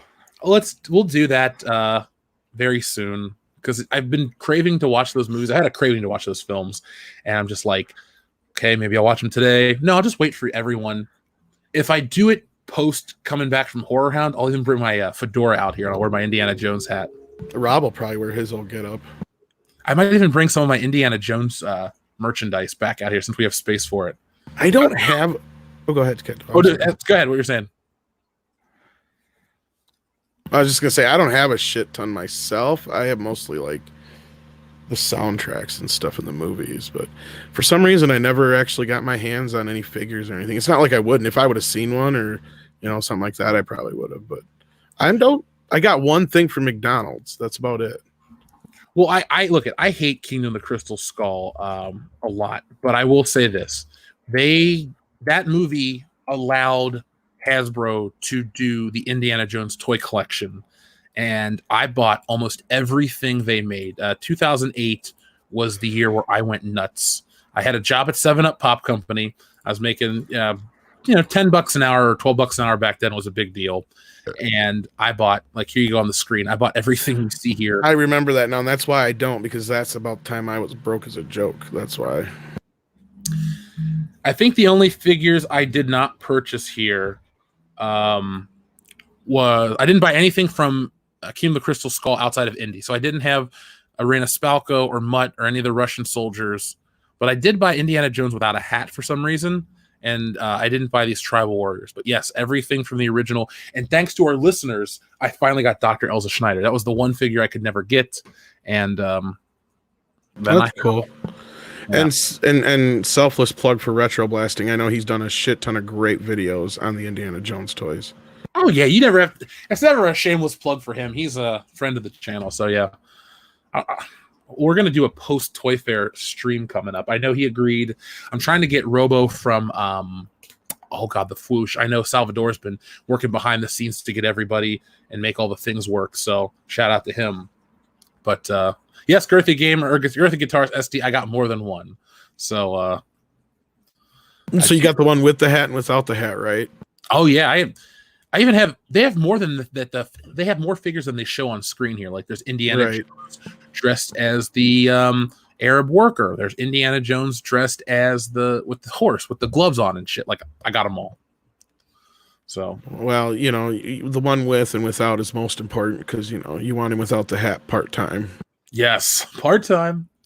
Well, I actually did my own little kit bash where I took the body of Indiana Jones without the jacket on and then put like a different head on so I could make the scene from when he's in the Cairo marketplace. Like I cared that much, man. Like fucking love that character. I just went way too far for that joke before and I apologize to your audience. Oh, fine.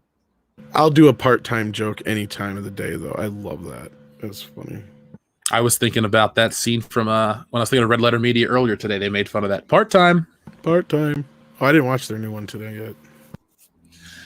And then Adam Walford says they're just mad that she doesn't have 30 cats around her and she isn't fat and ugly in regards to the Transformer. I can't relate to her.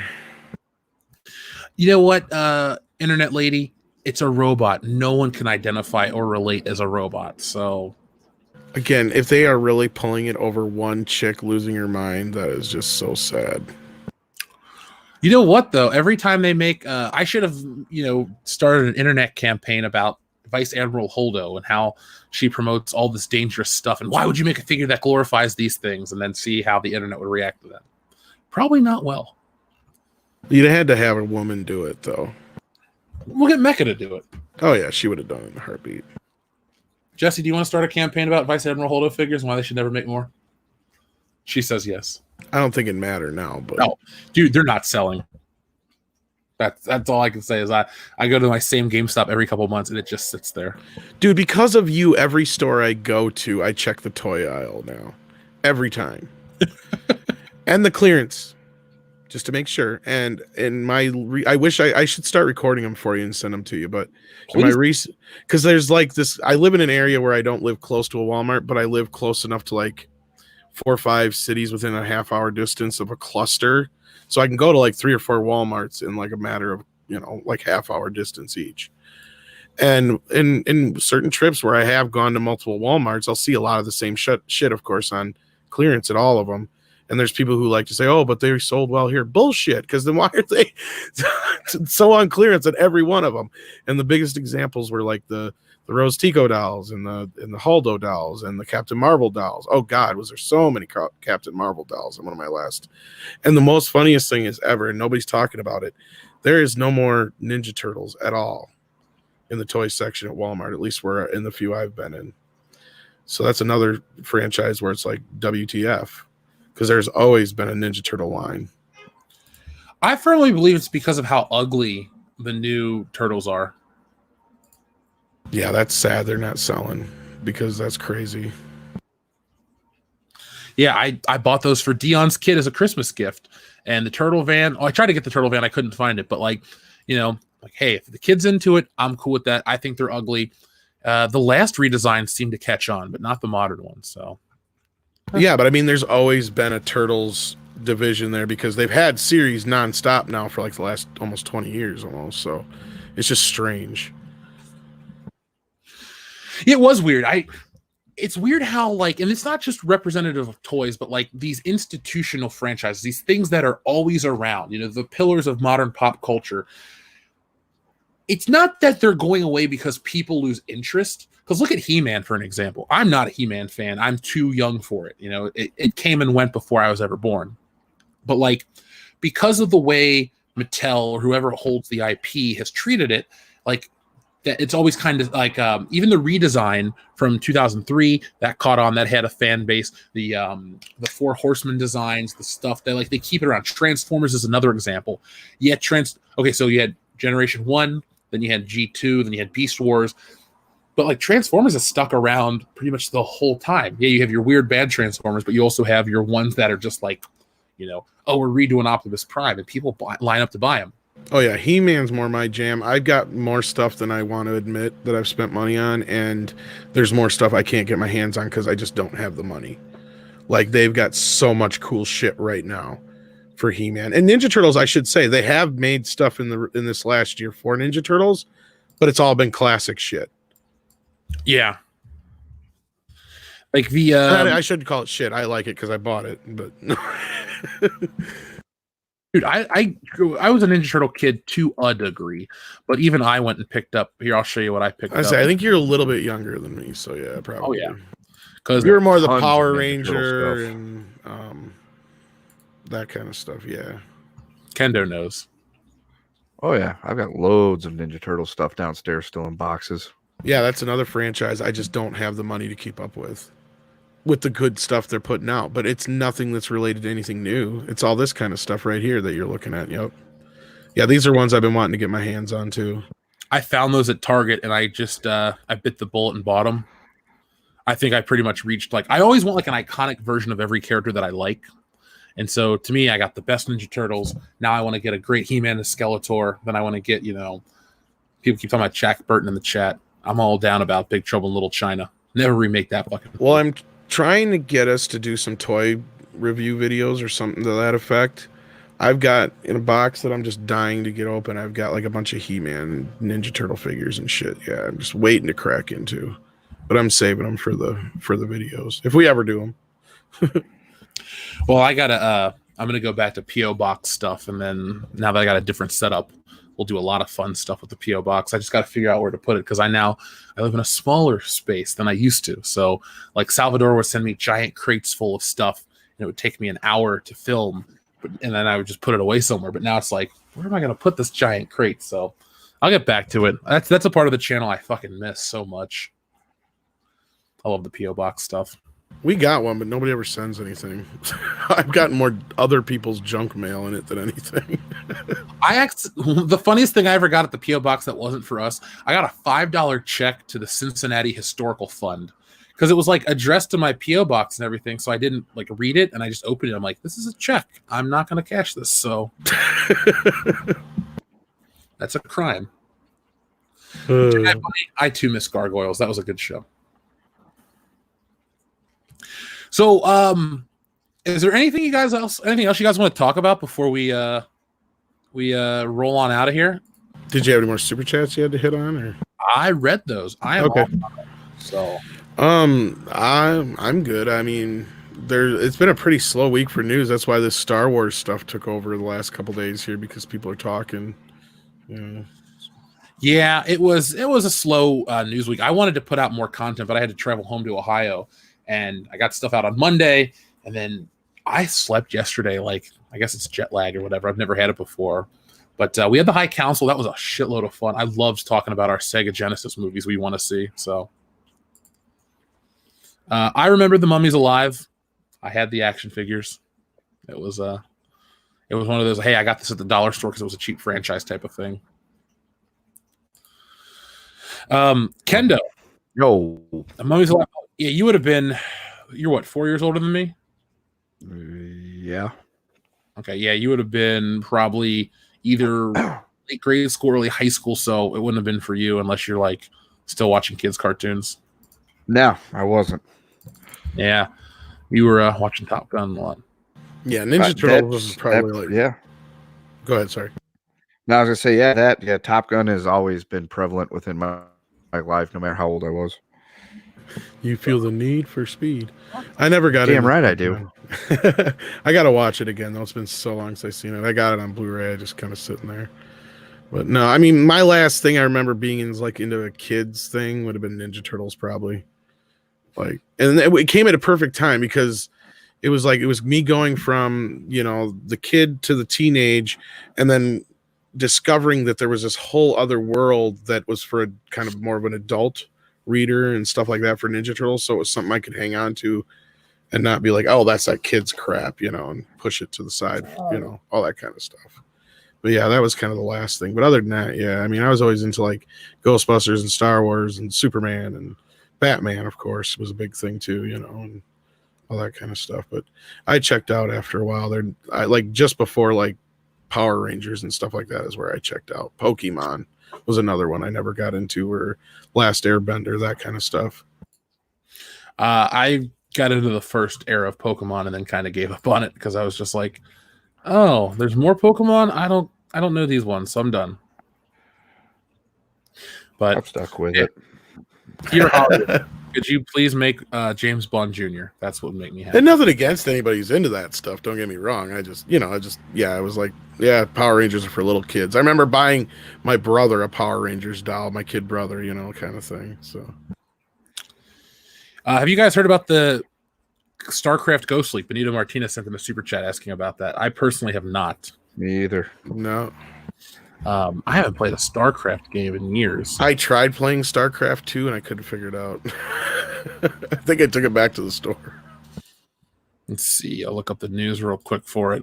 A playable build of the never-released StarCraft Ghost is apparently leaked online. I watch a lot of videos about like leaked games or unreleased games, especially from Did You Know Gaming. They did a whole series on the N64, or they're doing it currently. And so I took a little break this morning from working and watched it. But I have not heard about this. It looks like an action game. Because StarCraft, it was meant to be for the Xbox originally. Looks kind of cool. I'll read this. Maybe I'll watch some videos on it too. I wish I had more time for gaming, but currently I do not. So I know that's the thing that sucks. I get sucked into games too. We already talked about that though. So there's nothing wrong with that, man. I have my Switch here, and I don't hook it up because I know I'll get back into Smash Brothers. Oh man, I think I remember the first game I ever stayed up all night and played all the way through, kind of thing, would have been Super Mario Brothers 3. It's a fantastic game. Yep, I did the same. So, Tom, where can everyone find you on the internet? Well, you can generally find me on Midnight's Edge and Midnight's Edge After Dark. Otherwise, I'm lurking all over the place generally, and I pop up here and there on all kinds of other spots and shows. So you never know where you'll find me. I'm kind of like a Pokemon. A wild Tom has appeared. Tamaku. Yes, I do remember Jedi Power Battles. I had that game for the Game Boy Advance. Kendo, I don't know if there's anything for you to plug, but is there anything you'd like to say to the listeners before we go? Eat pussy. All right. Good diet. Folks, I'll be back later with more content. I got a lot of stuff to cover. There's going to be some Star Wars stuff, even though we got to talk about the Scott Mendelson article. Just be prepared. Next week is going to be a big week here on the channel, so you're not going to want to miss out. If you haven't had a chance, go back and check out our videos on fan entitlement in regard to Sonic the Hedgehog and why listening to the audience is a good thing, because you get all the money and all the rewards. You get to take the prom queen home, and well, you've seen The Rock, you know the rest. So such a great movie. I was going to say, if you have not seen Sonic yet, it's actually a really good movie. You'd probably have a good time. Samurai Vader, if you want to challenge me in Smash, I need a little heads up so I can warm back up. But I'm not afraid to give you my Nintendo Switch friend code, so it's not really an issue. Just let me know. Maybe if everyone comes out to Star Wars Celebration, we'll set up a Smash Brothers tournament in the bar or something, and we'll have some crazy fun. You don't even have to come to go to Star Wars Celebration. Just come to the Fandom Menace meetup. It was a huge hit last year, so we'll make it even better this year because all of our channels are bigger. So there we go. So that is it for this week's episode of World Class Bullshitters, folks. Episode 207. It's been a lot of fun. Make sure you guys hit the thumbs up button on the way out. As a favor to us, we'd really appreciate it to let YouTube know that you still love this show, the epitome of pop culture. Over on After Hours, we're going to be talking about Steven Spielberg's daughter who's getting into porn. That's not a joke. That's a real article. That's a real news story. Yep. Just go over and listen to it. If you want to, it's $1 a month. We give you After Hours and all those bonus shows like Talking Bullshit, Talking Politics, and all that other fun stuff. That is at the $5 tier, so 17 cents a day, and we get raw and uncut over there, and we don't pull any. Apparently, Spielberg's daughter's getting raw and uncut. But the real question is he directing? Well, join us over on After Hours and find out. And folks that are asking about Good Morning Pop Culture, yes, I had an episode last Friday. It was a lot of fun, big turnout for it. And I'll be back in the Eastern time zone around Horror Hound. So we'll give you a Good Morning Pop Culture live from Horror Hound. And then when I'm back home for a little bit, yes, I'll give you guys some more episodes of that. Everyone seems to love it. We'll have some fun. And we'll, yes, I'm not joking. That is a real story. Steven Spielberg's daughter. Yes, it is. Yeah, I didn't make it up.